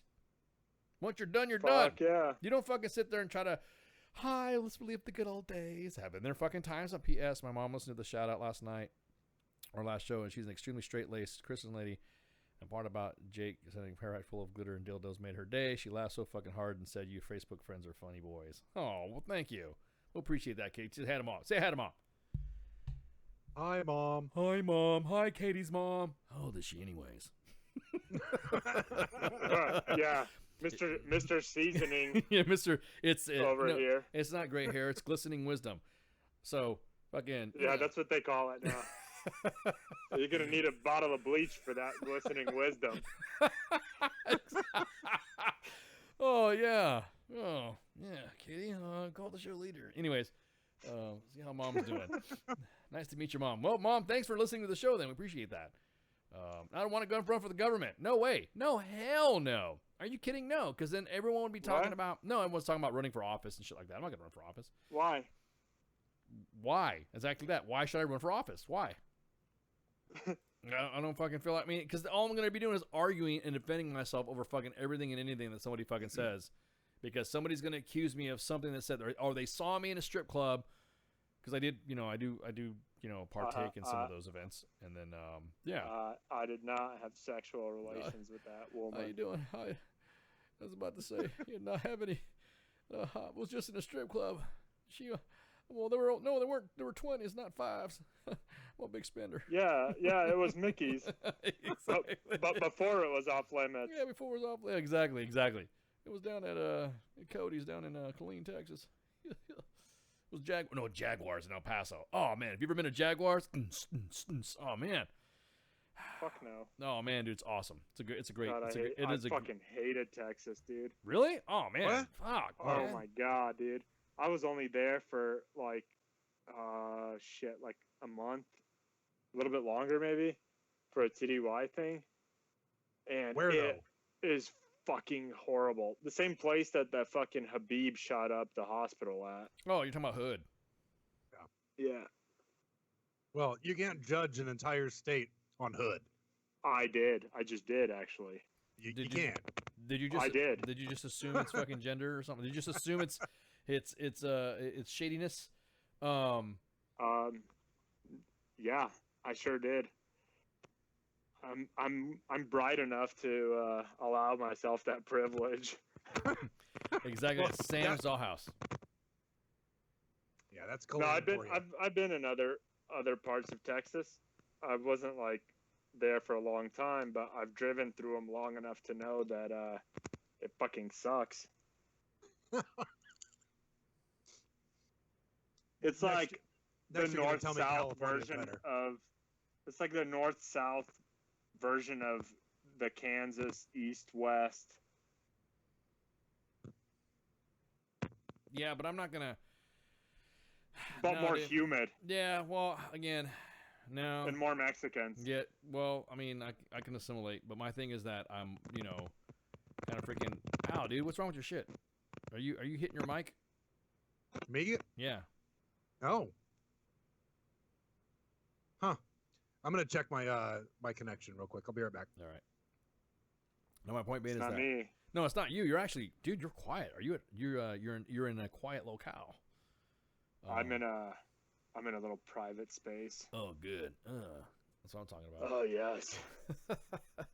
Yeah. Hey, get some bleach. It's time for bleach time. Yeah.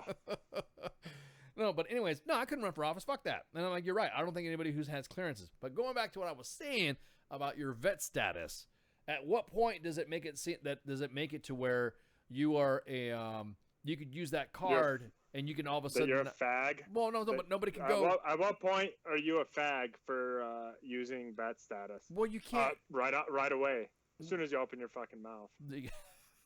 Like if you fill out a paperwork or online, you fill out some stuff to get like your GI Bill and you keep your fucking mouth shut. It's cool to use your veteran status. As soon as you fucking say, I'm a vet, it's like, all right, next. Well, I mean, if you go to like a veterans event and obviously you're a veteran, then that's okay to go to. You know what I mean? There's nothing wrong with that. Or, well, you could also be stolen valor. Yeah, well, but well, I mean, that's what I'm saying. You could be, yeah. But my point being is that at that point is that every time John McCain says something and somebody says something back, it's worse than the fucking Parkland shooting survivors. Everyone gets mad because someone says, well, no, he's not really gonna blah blah blah, and everyone's like, oh, you can't say nothing because he's a fucking war hero and he's an MIA and he's a vet. And I'm thinking, this doesn't fucking matter. No, but that's my point. I get it. I'm agreeing with you. And what I'm saying is that like it's those two things are separate. Like, yeah, you're a vet, whatever. It doesn't fucking matter. If you're a fucking idiot, you're an idiot and a vet. So just because you're one doesn't mean that they're mutually exclusive. You know what I mean? No, I got you. It just but makes people they just want to. Oh, to me, whenever somebody says like this specific, let's use. Usually, I go off in hypothetical tangents, but in this case, yeah, he's fucking POW, blah blah blah, veteran. Okay, but then he says something fucking stupid, and if you're the fucking idiot who gets fired up. And immediately goes to the argument that he's a veteran, you can't talk to him like that. Then you're a fucking idiot. For like that is absolutely a fucking absurd argument to make. What like to use in defense of anything. Like if I was John McCain, like back in the day with the full brain function, and people were like defending me, saying like, he's a vet. I'd be like, shut the fuck up, bitch. Like I can defend myself. Don't fucking use it's my status. It has nothing to do with you. That's all I'm trying to say. No, like, I got you. No, I got you. Who fucking cares? Like, fuck you. Yeah, he's a vet. Now that we have a fucking full grasp of the obvious.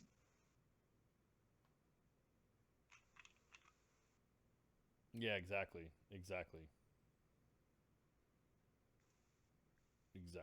I'm just fucking blown away the fact that people like just going, yeah. Think about that fucking everyone's like everyone's first enlistment, that one fucking shitbag, like not quite E4 Mafia, but like E3 borderline E4 Mafia, like that kid that couldn't quite make E4 during the first 3 years of the enlistment. Like, he's gonna get out and he's gonna be a veteran, you know. Yeah, I don't know, just fucking just I don't know, I hate that fucking. It just seems like all the shit that he's doing is he's throwing up some shit and revealing stuff about himself or revealing how he was in politics, and then runs behind the vet card. And the next thing you know, oh, wait a minute, why is everyone talking shit? Why is it? Whoa, no, exactly that. It's like what we talked about before when that one time me and you were talking when it was a story that broke where a guy lost his shit and fucking got in full kit and fucking was shooting at the cops, and it was like in Oregon or something like that. And the cops returned fire and killed the guy. And then all of a sudden, everyone was like going, "Oh, he had issue." And I couldn't believe the fact that everyone was feeling sorry for this. And I kept saying, "Why? Wait a minute. We just fucking talked about this. If we support Leo's and we support the blue line, and a guy's an idiot in full kit coming up and going, oh, he had his demons and he was just having a bad day." Yeah, no fucking shit. No he was shit. having a bad day. No, exactly. He had 15 fucking rounds pumped into his fucking face. At that point, your status as a veteran is null. I don't care. And your day is like about as bad as it gets. Oh, it's bad. It's gonna get bad. You're not having a good day if you're fucking having a shootout with the police. Yeah, exactly that. Yeah, I just Fuck him, dude. Like, I know that historically, military service has been used as a platform to run for public office, and I mean, and that goes back to even like semi pseudo democratic forms of governance, like Romans and shit, and you know. But really, I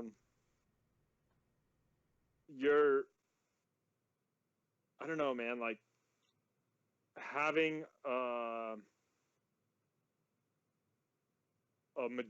like having a large population of like ex-military or veteran type dudes in your fucking as your elected representatives or as your fucking dudes that are like generating legislature for your government, that's like historically been a bad idea, and it's been like you know, that's like even back in fucking times of like Rome and shit, people argued. I mean, obviously there's other reasons for arguing, because part of the argument is because politicians are little wieners and bitches love the fucking dudes that come back from fighting the, you know, all the barbarians, and now those dudes getting elected into Senate, and the wieners are like, eh. But still, dudes with just because you're a veteran, it's not like I don't know, it's not such a fucking great accomplishment, dude.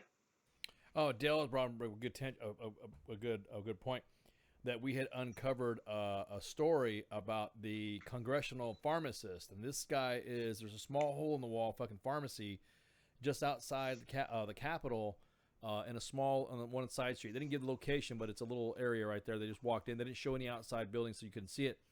But somebody walked in there, I think it was Vice News or something like that, and asked, what's the majority, without getting too personal, what's the majority of the drugs that you prescribe to members of Congress? And the guy said, you know, his face was blurred, and he said, Alzheimer's and Viagra.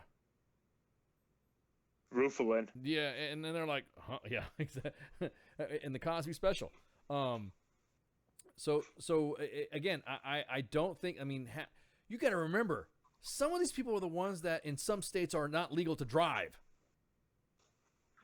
That's fucked up. Now, like, imagine you can't remember if you're married or not, but you're banging somebody anyway. Alzheimer's and Viagra. I'm just thinking of like the worst, like what's the worst possible plot that we could make with those two fucking prescription drugs. Exactly. What else could happen? the Cosby concoction. You want the kind of pudding bobbly goggin. Yeah, fuck that, dude. It's like, yeah, I want my fucking. I want my representative to have fucking Alzheimer's. It'll match their fucking beautified scrotum face. But my point being is that these individuals who are medicated are still in Congress, and we're just doing this out of respect. It's out of respect. We're just doing this out of respect. I'm like, well, respect for what? The guy's shitting himself. And the guy's forgetting. The guy. Yeah, if you can't get it up without meds, you shouldn't be in Congress. Yeah, exactly. Oh man, fuck. We're gonna take a break. It's already that time. Al, I'm sorry. I'm so used to having Al. Spurs, you up? Hello? Your connection? Dude, you know what? Maybe the Viagra is for the dudes that have to pleasure all the nasty old hags in Congress. I don't even want to go there. We always talk about bitches that have to put out for politicians, but what about the hags? Yeah, I'm about to say. Exactly. Isn't that disgusting? Can you imagine? No. Could so you imagine? disgusting. Could you imagine trying to get political points in that aspect? Like So trying to get some.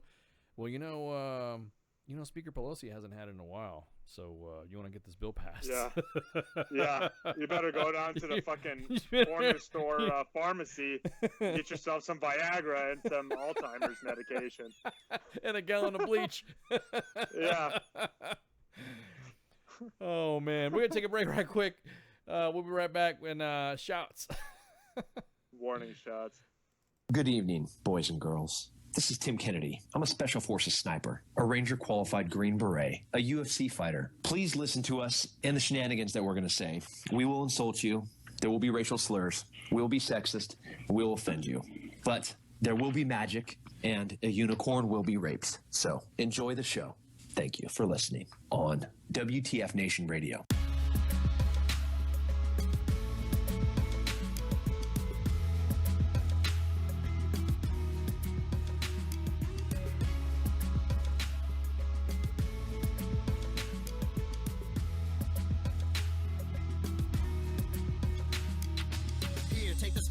Tell me what it is to see when you look at me deep into the photography. I don't really need your sympathy, just tell me your thoughts. Have I got what they got, and is it a plot done for naught? Am I not like you because I do what I do? Who knew that I could lose a few of you cause I bleed blue? But it's true, I know cause I see it every day as I work and I sleep the day away. Like you I have pain and like you I have fear. Can I pay all of the bills and still make it through the year? Will I make it home alive? Should I pray to the sky every day and every night? Will I hold you by my side? But in the public eye I don't even have a heart. A robot of the system moving only when I'm told to start. Rip apart my art, I'm strong like a flower blooming. You got it all wrong, I know I'm I breathe, and like you see, I see. And like you need, I need. And like you bleed, I bleed. Don't treat me like an object, I'm tested and proven. Mind, heart, and soul, I'll always be a human. Like you breathe, I breathe. And like you see, I see. And like you need, I need. And like you bleed, I bleed. Don't treat me like an object, I'm tested and proven. Mind, heart, and soul, I'll always be a human. Call me a vet like a soldier. Green Beret, 21 gun salute, don't wanna see the day. In the constant war zone, in the home of the brave, where they hate the police until they saving the day. I got kids like you, a mortgage like you, so blue lives matter, and so does yours too. All this separation and divide, open your eyes. If you cut us all open, we the same inside. The only difference is I run to the gunfight. Your peace when it's chaos, when the people don't act right. But I'm under scrutiny for trying to protect me. You pull a pistol and I'm shooting for trying to contest me. I got a quick second to make a deadly decision. The media portray me like a kid for a living, like I'm cold with no heart, a brain with no thoughts, a body with no feeling, a life with no cause. Like you breathe, I breathe. And like you see, I see. And like you need, I need. And like you bleed, I bleed. Don't treat me like an object, I'm tested and proven. Mind, heart, and soul, I'll always be a human. Like you breathe, I breathe. And like you see, I see. And like you need, I need. And like you bleed, I bleed. Don't treat me like an object, I'm tested and proven. Mind, heart, and soul, I'll always be a human. I'm damned if I do, and damned if I don't. It's like every single time I say what's on my mind, they go for my throat, they spew evil words. If you are absurd, always grinding, grinning, and killing my soul with these verbs. Hold me down, like I can't gasp for air. I'm closed inside of a box, like I'm inside Fort Knox. Every time that I'm there, I don't know why they think that I'm different from you. All that's true is I'm a like you breathe, I breathe. And like you see, I see. And like you need, I need. And like you bleed, I bleed. Don't treat me like an object, I'm tested and proven. Mind, heart, and soul, I'll always be a human. Like you breathe, I breathe. And like you see, I see. And like you need, I need. And like you bleed, I bleed. Don't treat me like an object, I'm tested and proven. Mind, heart, and soul, I'll always be a human. Like you breathe, I breathe. And like you see, I see. And like you need, I need. And like you bleed, I bleed. Don't treat me like an object, I'm tested and proven. Mind, heart, and soul, I'll always be a human. Like you breathe, I breathe. And like you see, I see. And like you need, I need. And like you bleed, I bleed. Don't treat me like an object, I'm tested and proven. Mind, heart, and soul, I'll always be a human.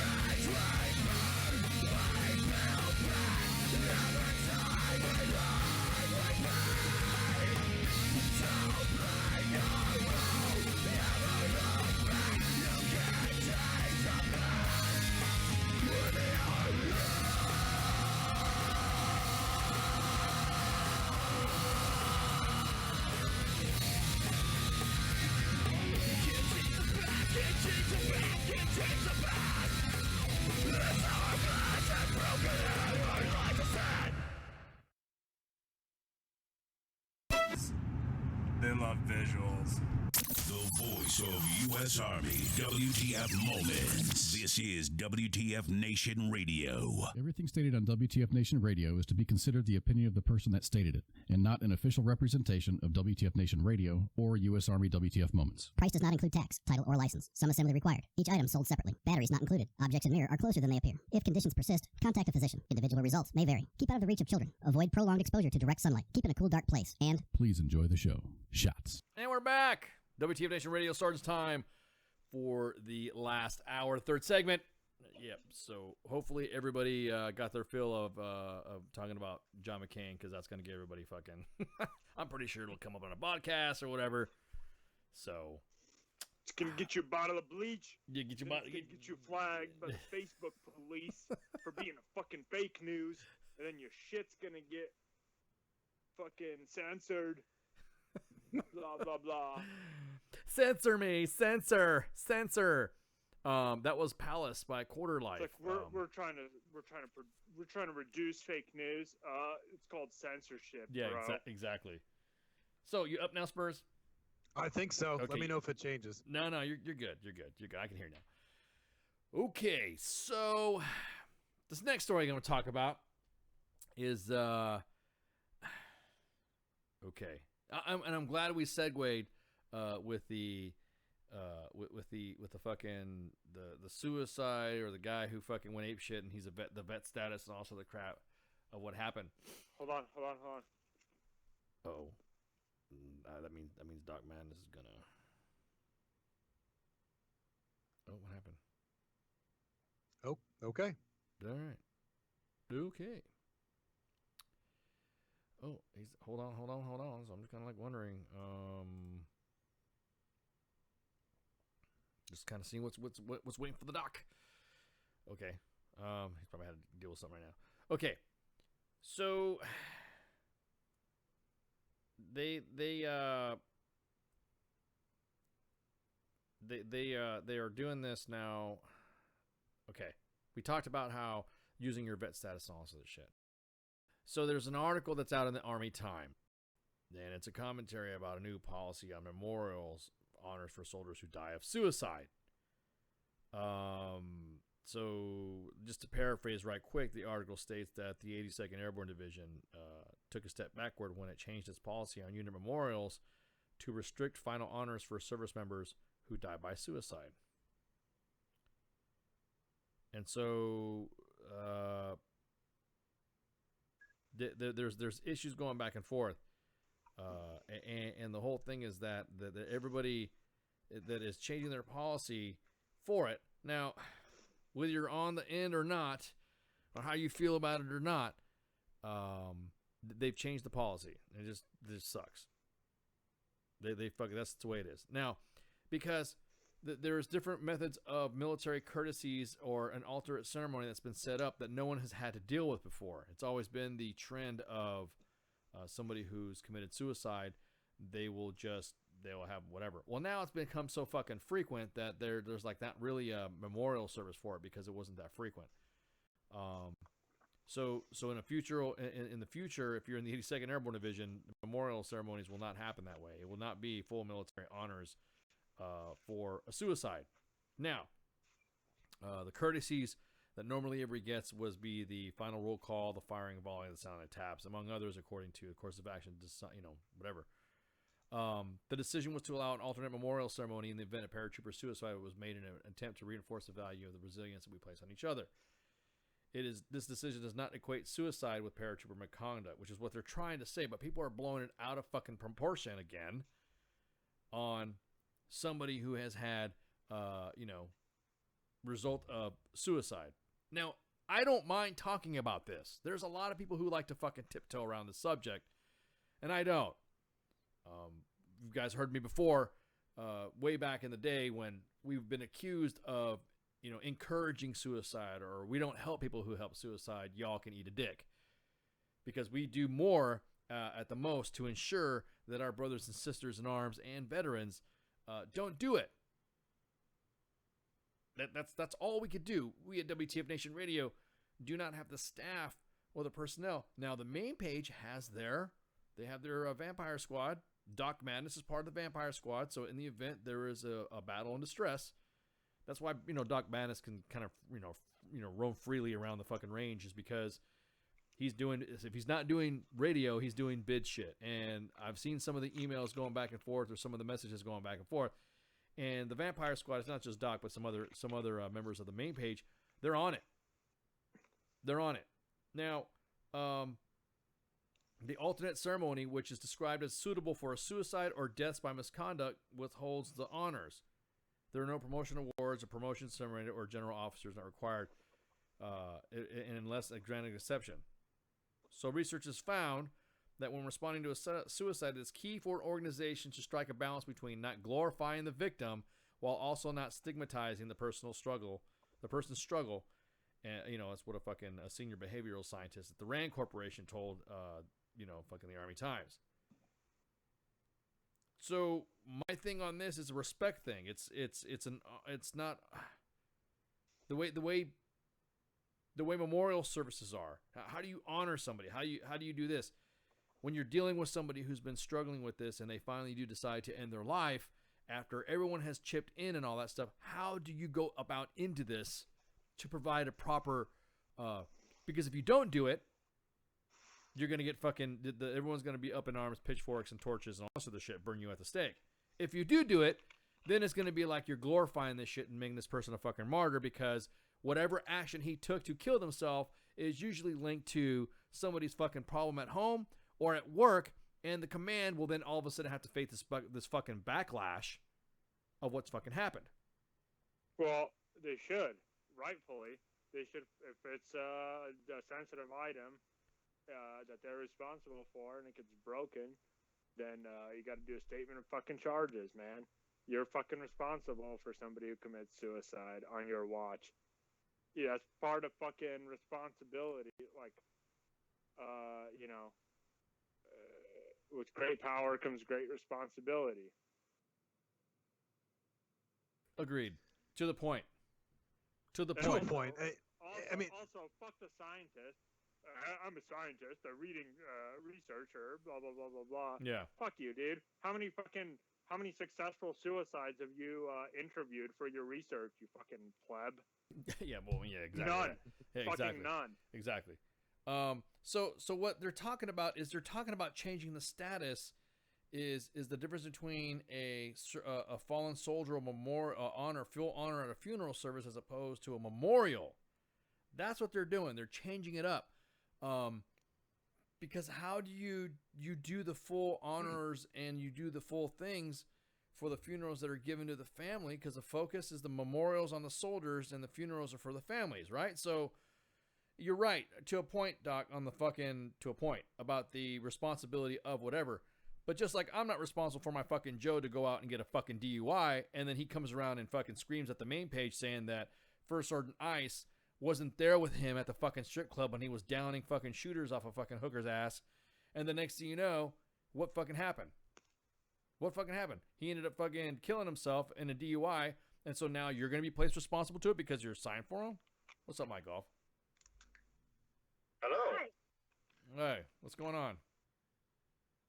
I'm sitting here with Mom. Oh, okay. Hi. We're kind of like in a deep subject right now. Sorry. Yeah. Fucking drunk asses. I don't know, dude. I think that it's not a matter of like you're responsible for the dudes. It's still a person's. Each one has our own personal responsibility, right? Like for our own actions, but like within the required parameters of your duty as a fucking leader to that subordinate, you are fucking responsible. But you're responsible if the guy's a fucking shitbag for getting him out of the fucking army. If he's a fucking drunk, you're responsible for getting him fucking treatments and being aware that he's a fucking drunk. Correct. And babysitting him as necessary. Correct. Okay. But if he robs a fucking bank and part of it, it's not my fucking fault that he robbed a fucking bank or he beat his fucking wife or he beat his fucking kid. I'm not saying that, but that suicide is a little bit different. Like, Go ahead, Spurs. I can see where he's going with this, but then this opens up a whole big can of worms too, right? So if you're only referring to active duty, and an active duty soldier goes and kills himself, now you're saying he doesn't deserve full military honors. But what if it's a veteran? We've got a whole big 22 a day, right? That's the touted number, or 20 a day. That are killing themselves. You know, so exactly what I wanted to. Spurs. Yeah. Are you moving? Yeah. Are you moving back and forth or something? Are you moving while you're sitting there talking? You jittery or some shit? No. Okay. Well, now it stopped. So whatever you're doing, freeze. Freeze. Don't move. Don't move. Hold this stuff for the next 40 minutes. No, but my point being is that the 80s. Now I'm not fucking. I'm just merely saying what the 80 seconds is doing out. Now, you can get specific. And Cos brought up a good point. Is the fact that for some people their war doesn't come home and give them honors and end a story. Now we honor them on their service, not in their act and what they did to end their life, right? Yep. So no, dude, we're like I'm serve military. You're supposed to like the whole thing with like when you get out, you could still get military fucking. You know, you retire, whatever, you still get military honors for your shit. You know what I'm talking about? Like if you have, it's one of your veteran, like perks, not perks, but like things that you get. So if you kill yourself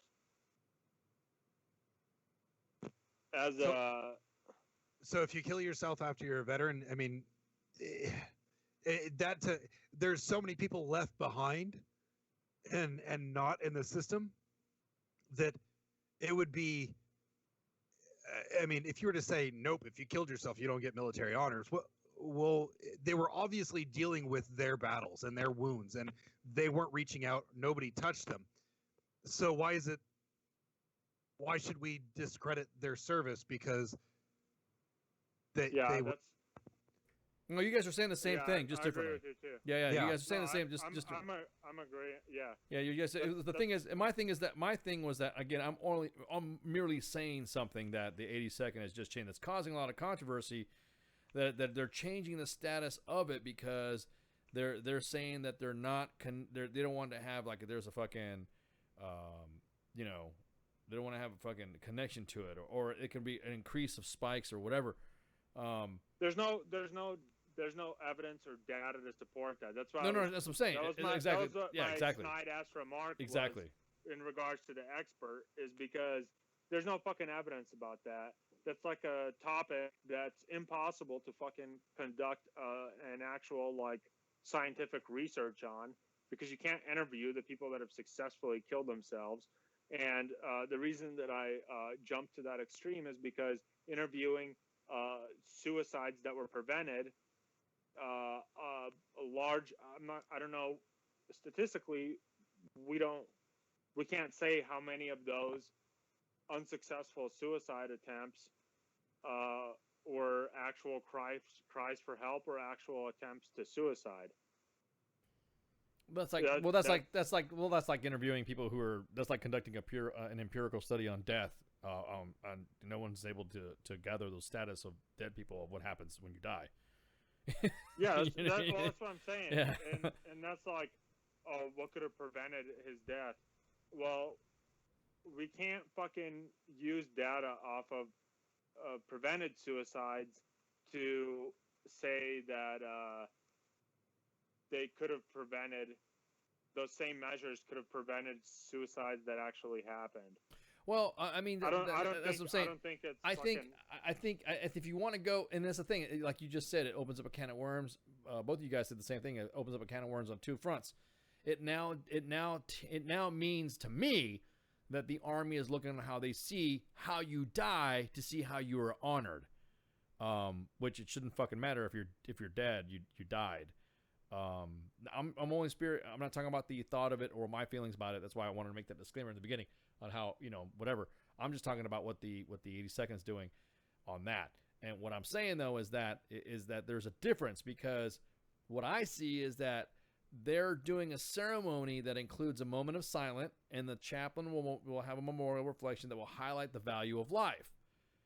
Which it's not bad. I mean, when you think about it, because that's what a memorial service does. Life is bad. Well, especially in the 82nd, where they have to make their own they have to make a special ceremony for suicides. That's how bad it is. Well, you know, that's a good point. I mean, but point being is that they're talking about the difference in, because the final roll call, the firing of all the 21 gun salute, and the sounding of taps. If you're active duty and you get that anyways, it doesn't matter. Everyone gets it. Does that make sense on my end? I'm looking at it procedurally now. I'm not talking about my own personal feelings about suicide. I'm just talking about procedurally. Like Kaz said, it doesn't matter. You fucking got it. You got it, and you're done. It should be done because you are being honored for your service. And is it because you're not saying that they don't deserve a ceremony? Hell, there's some people that I didn't even know I didn't know they had something going on in their lives, and they fucking ended their lives. And then I looked at the ceremony. It was there was nothing wrong with that. If you want to talk about the spirit of the ceremony of the missing soldier, is because of his death or her death. It's not. Yeah, and it's how not, it impacts the unit. Exactly. You fucking take roll call because exactly. the guy's Exactly. not in fucking ranks. Exactly. Bingo. That's exactly what I was trying to say. It's for the fucking unit, dude. It's not for the fucking dude who's dead. Yes. The dead don't care.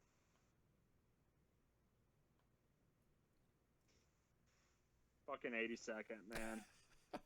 Motherfuckers with their division days and their fucking gay pride parades. Hey. Why are you dissing on the 82nd? They're coming on the air. Oh, they are? Yeah, dude. I was like, well, okay. Sorry. Not sorry. Sorry, not sorry. Does your dick touch your ass? Yeah, pretty much, dude. Okay, well now we know you're not going to be on Sergeant's Time when it comes out. I don't. We're going to make sure you're not on air that day. Why? Well, it's just making the smart decision, and you know, and I don't think that a lot of, you know, when command makes decisions, they might not think outside of their command and how much it can affect the rest of the army, or, you know, or veterans, or things like that. AKA, if you're gonna sometimes when a command thinks, then they make shitty decisions. Touche. Well, I mean, this right here, I mean, this would be something that we could talk about. The honor for service, exactly that, like Al said, it's just that. It didn't matter how, what got, it didn't, to me, the way I see it, once you're dead, you're dead. I'm talking, again, procedurally in this fucking, I can't see the double L's again, man. In this case, I'm just talking about the fact that, that how you died, you should get it because, like you said, Doc, it is a final roll call for the unit, for them, and then the firing of volleys and the sounding of taps. Because no matter what, you're going to get taps anyway. You know what I mean? Again, but when you have the moment of silence, and then you have the chaplain's memorial reflection, the majority of the units that we deal with in the main page, I don't ever see anything about a chaplain getting involved. Tail. Yeah, dude. Because right now.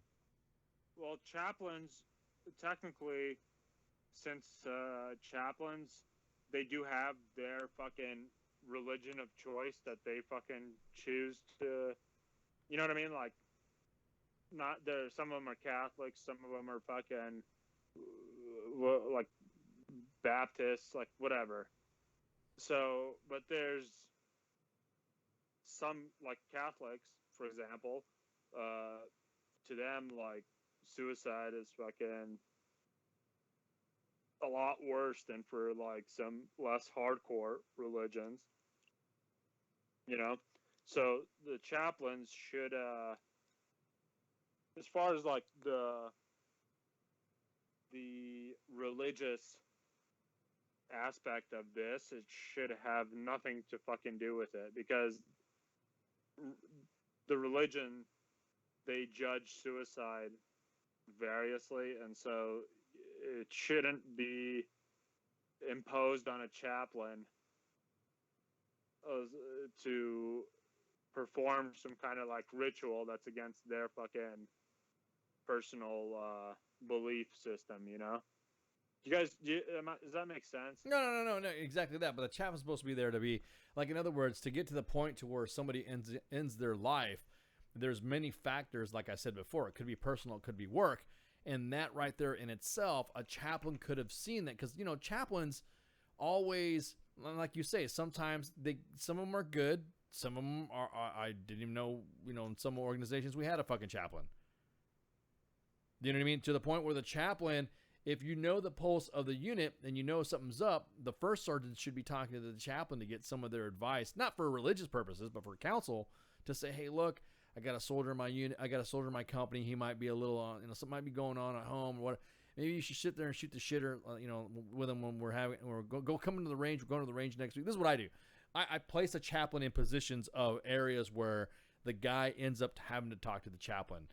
And so that way I do it on my level, and then the chaplain does it on an outside level because he's qualified to do all that counseling shit, right?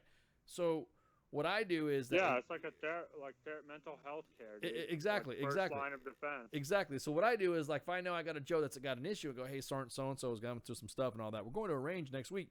You want to fucking ride out with us in the truck and hang out and all this other shit, and and go bust some caps and all this other stuff.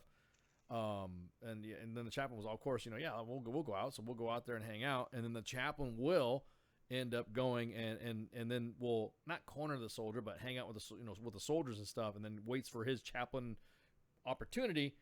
And then, because it's something that I don't give details on what's going on, because the way I see it, once a soldier tells me something and it's something procedural that I have to report, but that's protected conversation. I don't ever, like, if a soldier blows up or vents on a sergeant major or talks shit about a sergeant major or somebody or his wife or whatever, I'm not going to jump on Facebook or fucking call the guy's wife and say, hey, look, you need to stop fucking doing this with your fucking husband or blah, blah. You know what I mean? I don't do that. You need to give him more blowjobs.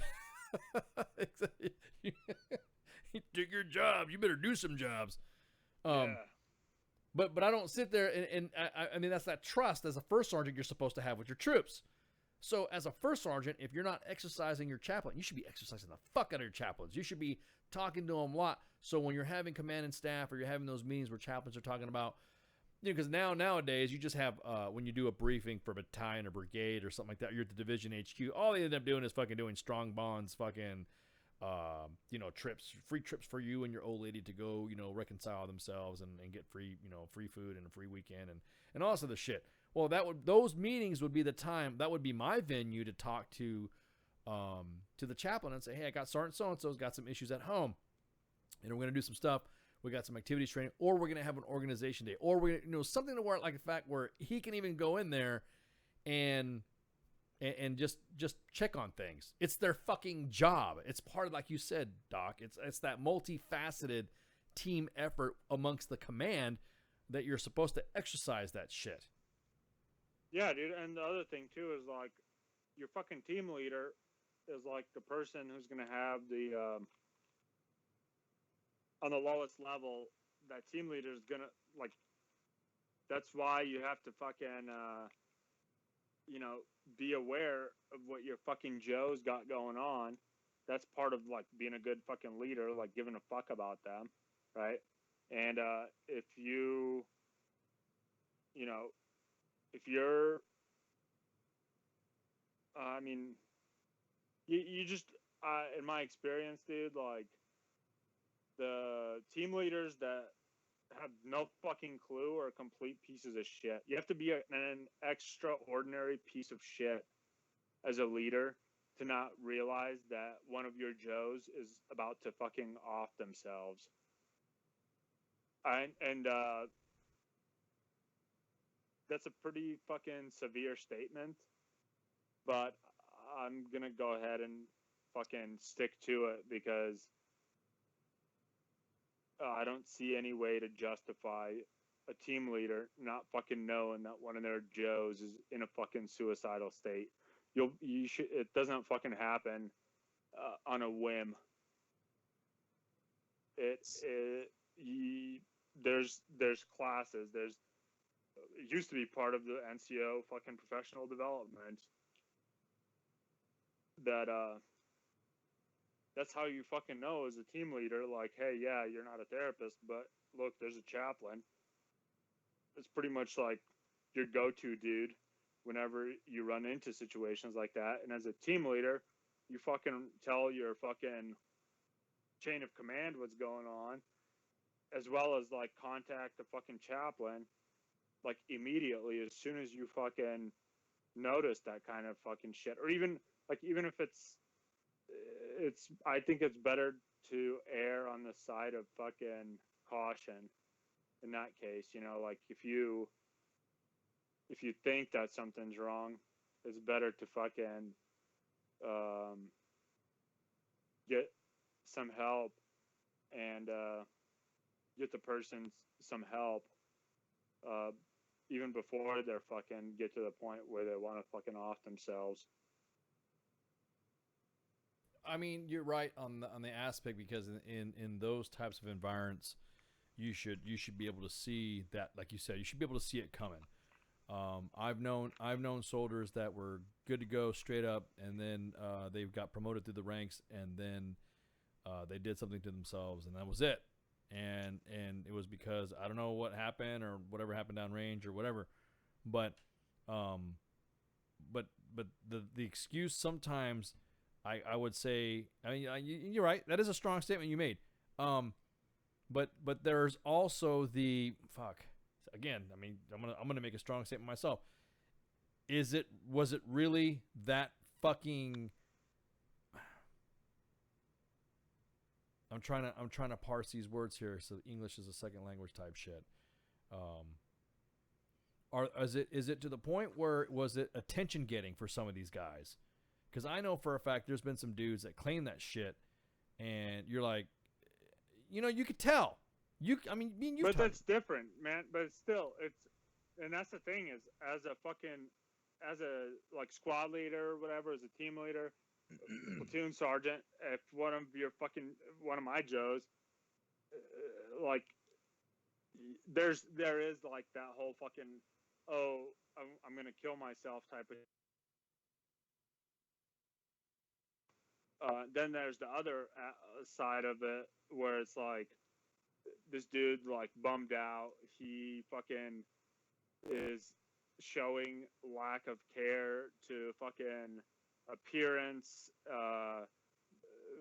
showing up like late, like changes, right? Like there's shit that you notice, little things that could indicate that the person's having emotional fucking issues, but they may not even fucking ever say that they're gonna kill themselves, but just based on their behavior, like, you know, the shit that you're supposed to do to make an NCOER or a fucking periodic counseling, that's observation of your subordinates in order to accurately fucking evaluate them periodically. Yeah, that shit, when somebody shows behavioral changes that would indicate that, hey, something's fucking wrong with this guy, same thing as the guy that's fucking saying, well, my vagina hurts, yeah, exactly, I'm going to kill myself.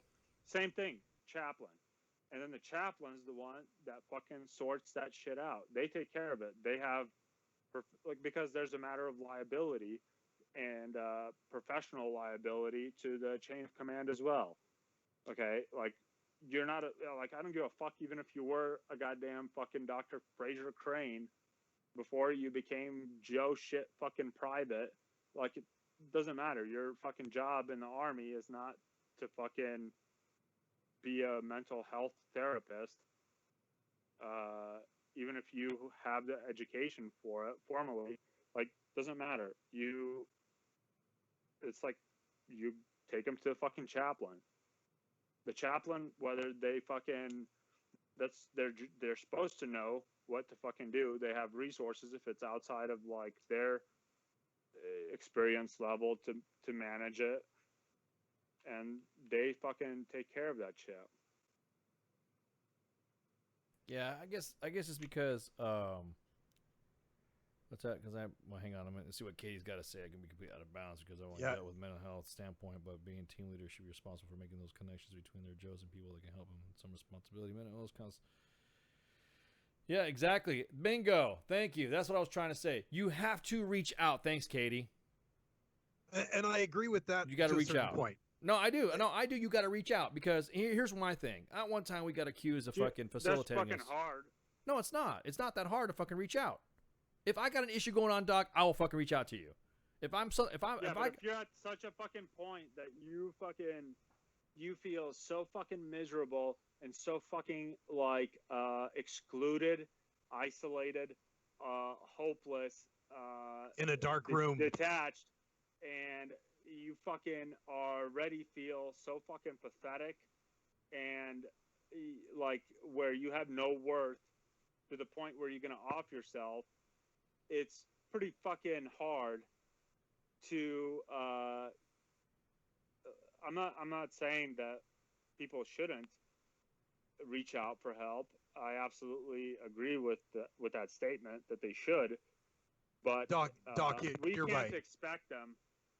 Like for us to say from a position of mental health wellness to say, well, if you have a poor mental health, you should reach out and try to help yourself. I believe that in this particular type of mental health pathology, it's fucked up for us to expect that of people in that position, because that's, I believe, like from dealing with that shit, like so often, just having that, I don't know, man, like Katie's got a good point.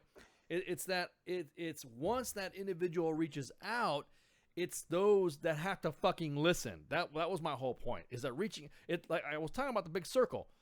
So if you have those fucking issues, and I have something going on, man, and I'll reach out to you, and you will. I know you will fucking pick it up and say, oh well, Iceland, blah blah blah blah blah, or we walked this journey together.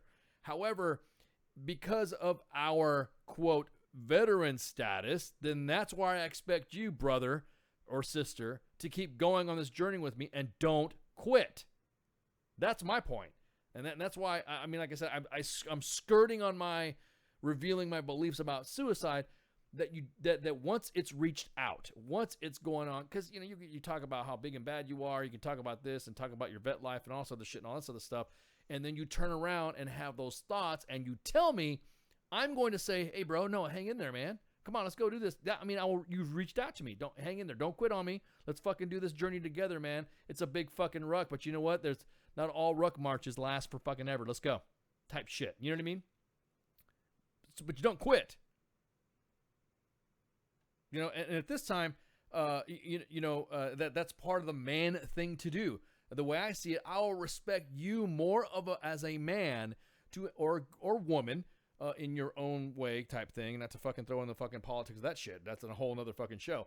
But I will respect you more as a man or a woman if you have reached out to me and I have grabbed your hand to pull you up the fucking over the ledge to let's start fucking humping. Let's start fucking rucking. Let's go. We can do this. And that way, eventually, like I said about the big road march of life, eventually the rucksack will get lighter. And then you'll realize the more distance that you're putting on the problem that you had before, you'll realize, I can't believe I was going to do that shit because of it. That's what I'm talking about. That's why when I skirt, like I said, if I don't want to fucking be counterproductive with the whole conversation, but on my personal feelings of it, but that's the way I see it. Just because I have my personal feelings about it doesn't mean I'm not going to help anybody that reaches out, if that makes any sense. You know what I mean? No, I get it. I'm just it's different. I think as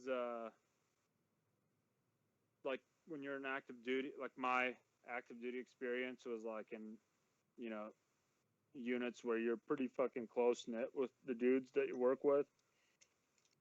And I think that in those situations, like it's everyone's responsibility to fucking kind of keep your eyes open for that kind of shit. I'm not talking about like people who say they're suicidal. I'm talking about like keeping an eye out Yeah, on of course. each other. Of course. Of course. For signs and symptoms, so to say. Of course. Of shit that. Yeah, exactly. You know. Exactly. We all But have then bad as days. a- Don't get me wrong. Even I have down days that are just down days, but I know you fuckers will pick up on it and you'll ask me if I'm okay. Hey, everything all right? Yeah, I'm good. I just need a fucking hug or some shit. I need to just get through this shit or yada yada yada. You know what I mean? But that's it. We have made my connection, and that's my word to you that I'm okay. It's one But of the veterans, it's a little bit different, man. Like a lot of times, the dudes that I've worked with, they're fucking they don't got nobody. And it's not. I'm not saying like, oh.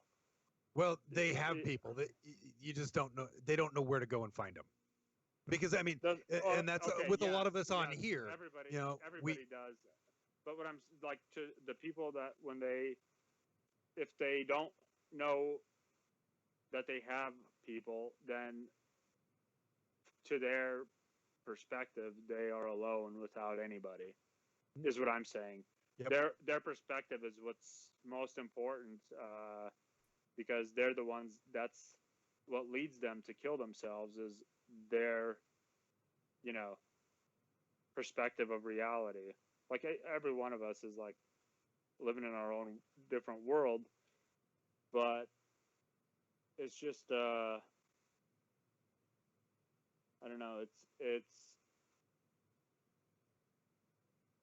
I don't know, man. It's definitely like, yeah, I have a lot of experience dealing with this shit, but the only like I think that the most important thing or the most significant thing that I've realized from that experience is like the old Socratic saying, the more I know, the more I know nothing.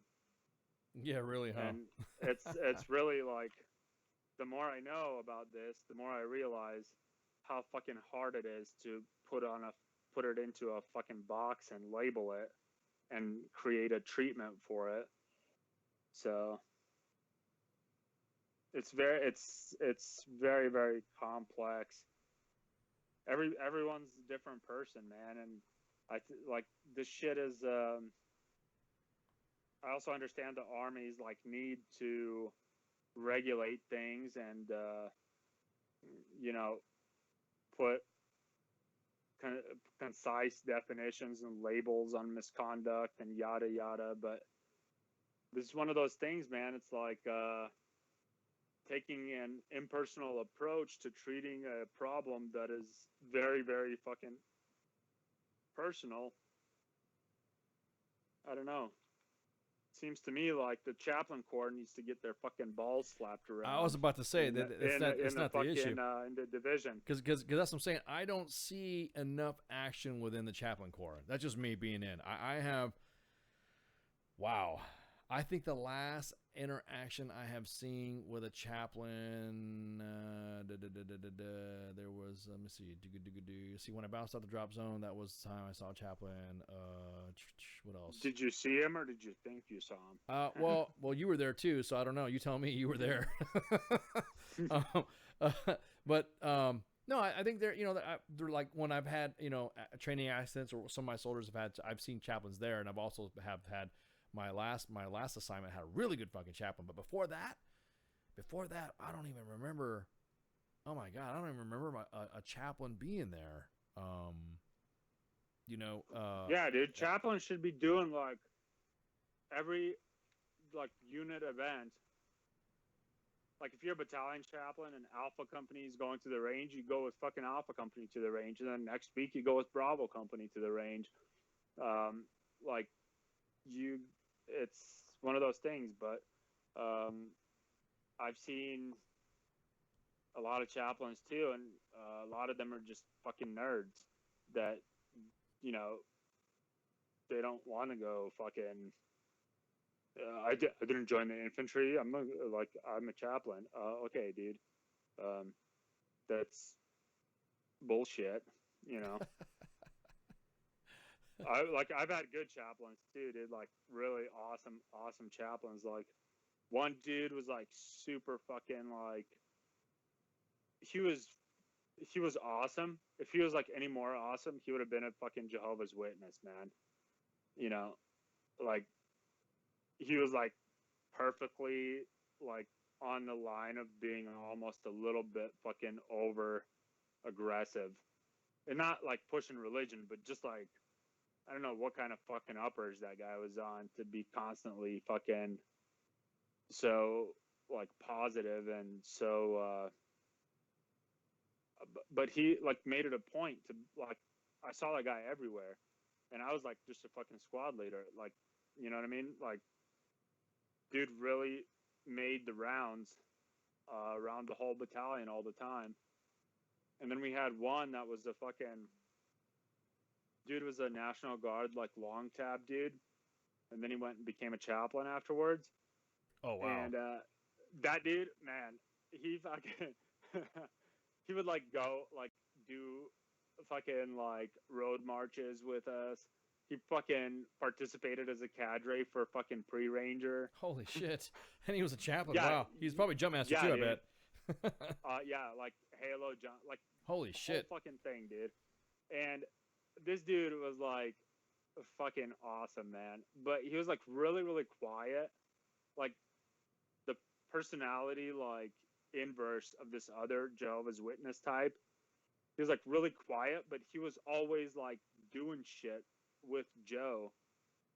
Like at the most miserable fucking events, he was there like with Joe, like doing shit with us. Like I did a sniper selection. It was like battalion wide, but it was only like 24-hour suckfest, and he was like running all the road marches with us, like just for the fuck of it, you know. And he'd go out to the range, he'd like lay down and fucking like shoot fucking long range stuff with us. Like a really fucking good dude, like just different personality dude than the other guy, but still he was like very, very in tune with the with, you know, with the shit that was going on. With like, he made himself fucking, both of those dudes, they were constantly fucking involved to the point where at least once a day or like every other day you'd fucking see the dude, and it made him like approachable, and you fucking kind of like knew him on a personal level. And he was a dude that was always like, dude, I mean, like, as a chaplain, if you're going around even fucking like wandering around the fucking battalion area, just asking dudes how they're doing, that's a fucking 2 or 3 transaction like interaction with a person. But that could be the fucking difference. That could make the fucking difference whether the dude goes and offs himself that night, is just because you, as a chaplain, who, by the way, it's your fucking responsibility to fucking make sure that they have, you know, they're all right, for you to go around and fucking ask dudes if they're all right. That could make the fucking difference. Dude. No, of course. But the guy thinks like, oh shit, somebody actually gives a fuck about yeah, me. exactly that, and that probably could just change the whole course of what he was intending to do with himself. You know what I mean? So, hey, go ahead. It's just creating relationships and creating relationships to, you know, to help people come out of their shell, and that will bring them out there. But then also, like John said, Owl, he said that, you know, the chaplains aren't trained to deal with suicide. That's not their forte. But, you know, if they can bridge a gap that gets them in to see the right people, that'll help too. You know, yeah, they're the dudes that they're like, that's what I was saying, is that they're the boots on the ground. They're the dudes that know the resources. They're the middleman. Like, that's their responsibility to know who the fuck to refer the dude to. And they, like, I totally agree with you. That's what I was trying to say with that long spiel about like the various religion types. Yeah. Is that they're not like suicide prevention specialists, but fuck, man. They should be definitely, you know, division should be smoking some fucking chaplains instead of making bullshit ass fucking adjustments to protocol They should fucking sit down and like, have a little chaplain powwow and be like, all right, dudes, we need to get you to fucking start doing some shit and being more involved. Like, they should have seen that shit happen, Like, not seen it happen, but they should have seen it coming. Seen it coming. If you know somebody, if you know, yes, your squad, and you're a squad leader, your guys. Well, I mean, if you're the chaplain, you're going to be out there, you're going to be mingling with everybody, and hey, how's the kids? How's your wife? How's this going? How's your training? What's going on? And if you build those relationships, you're going to see a change if something happens with somebody, and then you'll be able to dig deeper and then provide those resources. Yes, they need to get out of their offices. And the thing is, dude, is like, I agree with you. It's the relationship part of it, right? Yep. Totally agree with you.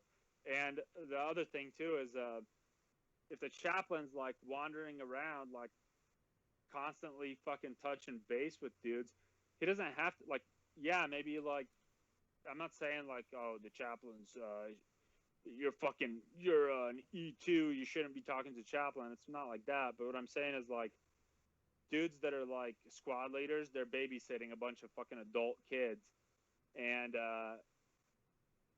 sometimes it's like a pain in the ass to drop everything and like try to figure out like, whoa, who the fuck even is the chaplain when you got a bunch of other adult babies that you got to fucking drop your supervision of in order to handle a fucking critical situation. When the chaplain's like a known entity, then the leadership, like not just the company level, but like down to the team squad level, the more exposure they have to the chaplain, the more comfortable they will be. And the faster that's going to jump in their mind, like, all right, hey, I need to go fucking find the chaplain, or, send one of your Joes to go fucking get him or whatever, depending on the fucking Met TC of the situation.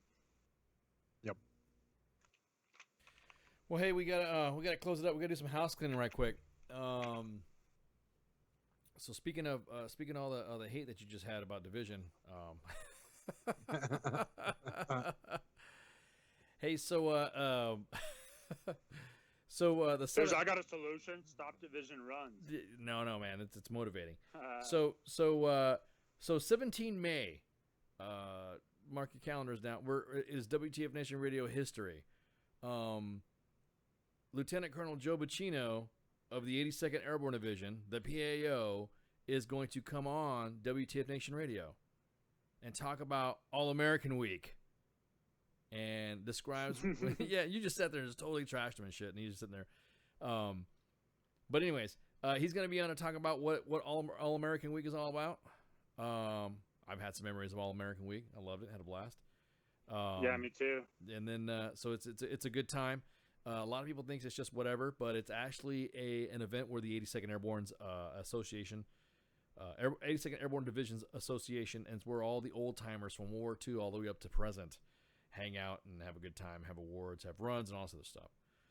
Yeah, that's why the traffic is so bad on Bragg, because all the geriatrics are driving. Yeah, all the old, and they have demonstrations. They do live events. It's a pretty good event. If you've never seen one or like that, then like I said, Colonel Bacino will be coming on here to talk about that. Okay, so and that's pretty much what we got going on. We have some other things in the works, and then we will let you know what's up with that once it's published. However, and we got some good news and we got some bad news, and we're going to give you the good news first because it's quick, and then the bad news is going to be something that we have to handle. Okay, so you guys know that last June or something like that, or May? It was like last year, as a matter of fact. I'm a fanboy of this guy. You guys remember C.T. Fletcher? When he came on here, he was also in Batman versus Superman. 6-time weightlifting champion, had 3-time bench press champion, and a 3-time curl champion. He was also the founder and supplement business of Iron Addicts. And he had motivational speaker. He and I would talk afterwards to see how I was doing, to see how he was doing, and all that sort of stuff. And it was, one of those things where he talks about his near-death experiences, and he talks about his documentary. Well, he had come down, and it was required that he needed a heart transplant. So now he had finally received that transplant. So after an 11-hour surgery, he finally got it. And according to his statement from Beatrice Fletcher, when we spoke to CT today, he's already talking about how grateful he is and how he was going to take care of this gift and continue to do all the things that he believes that he was born to do. So once he is out of that, we will see if we can try to reconnect with him again. And again, congratulations. Now the bad news. Garrett Godwin. I don't know if you guys remember him. He had come on before a few times, and he was this past August. He came on to tell us about Camp Thrive and the American Heroes Foundation.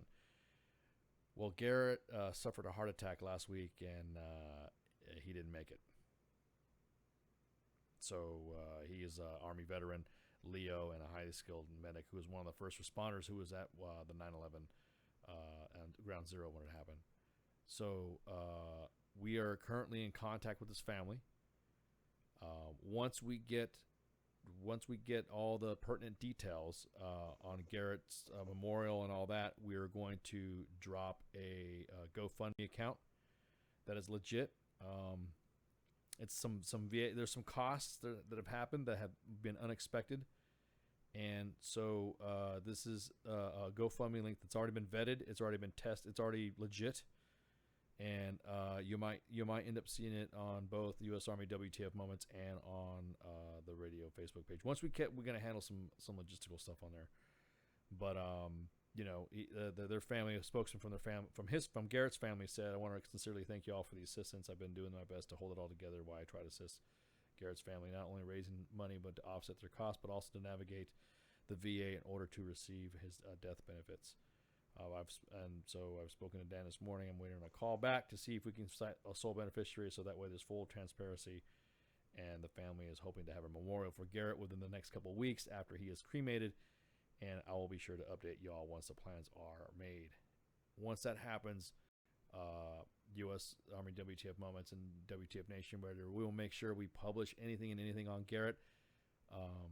He had come on. He's a sprite. He was a sprite lad. We remember his spirit. He's always motivated.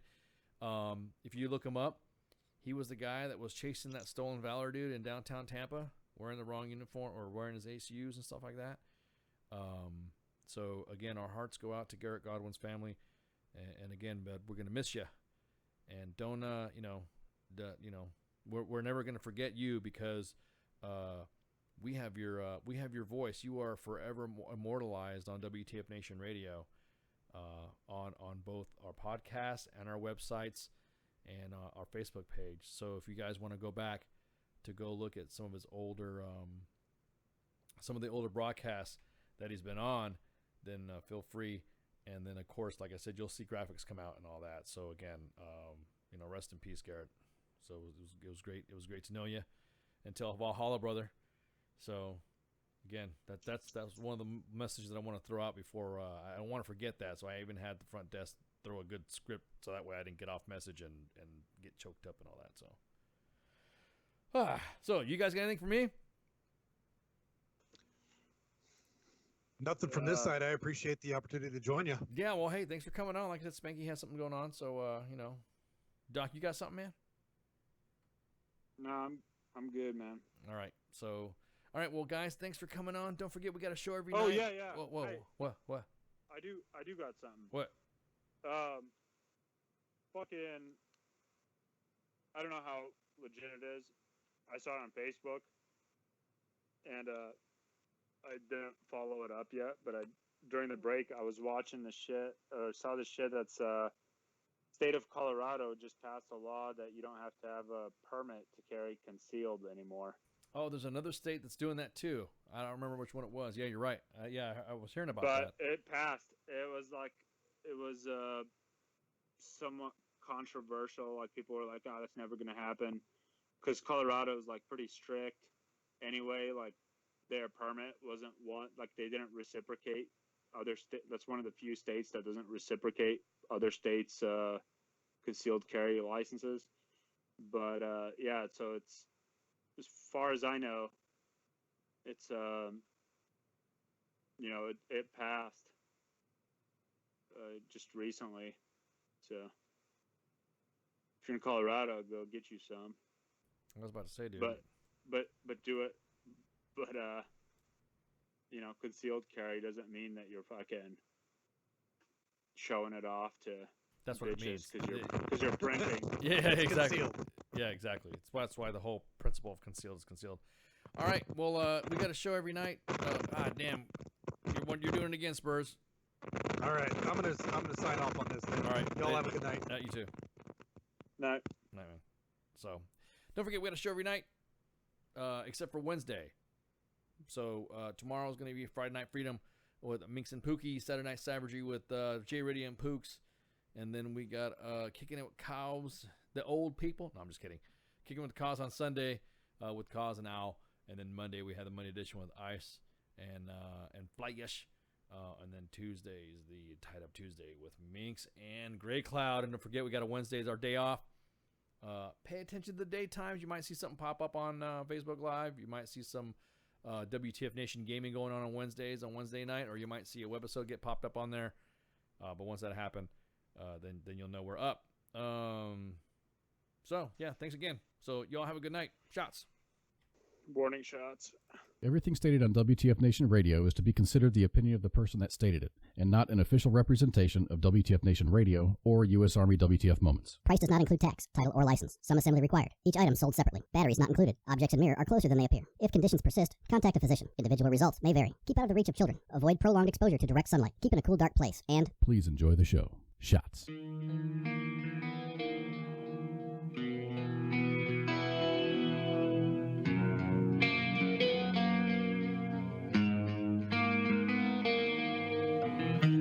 Hungry for another taste. You stumble around the time you waste, and your table's overturned.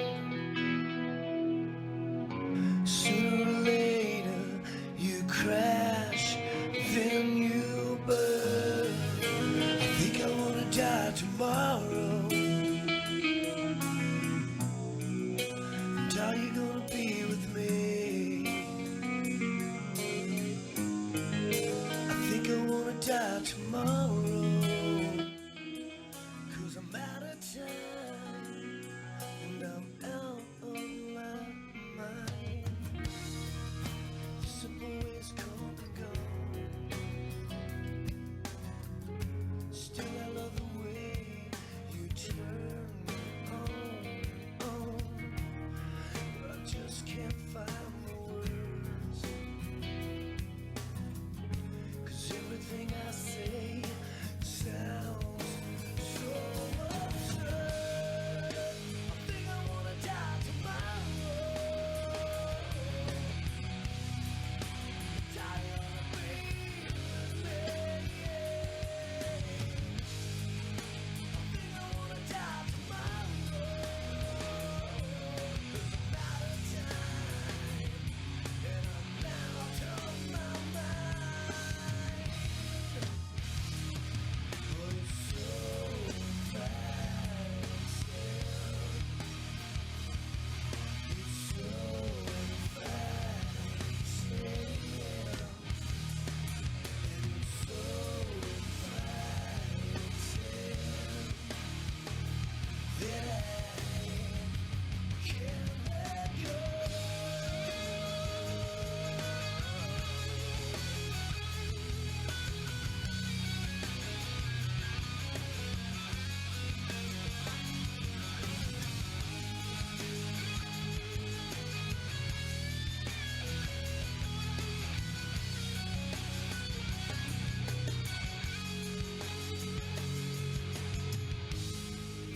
I think I wanna live tomorrow.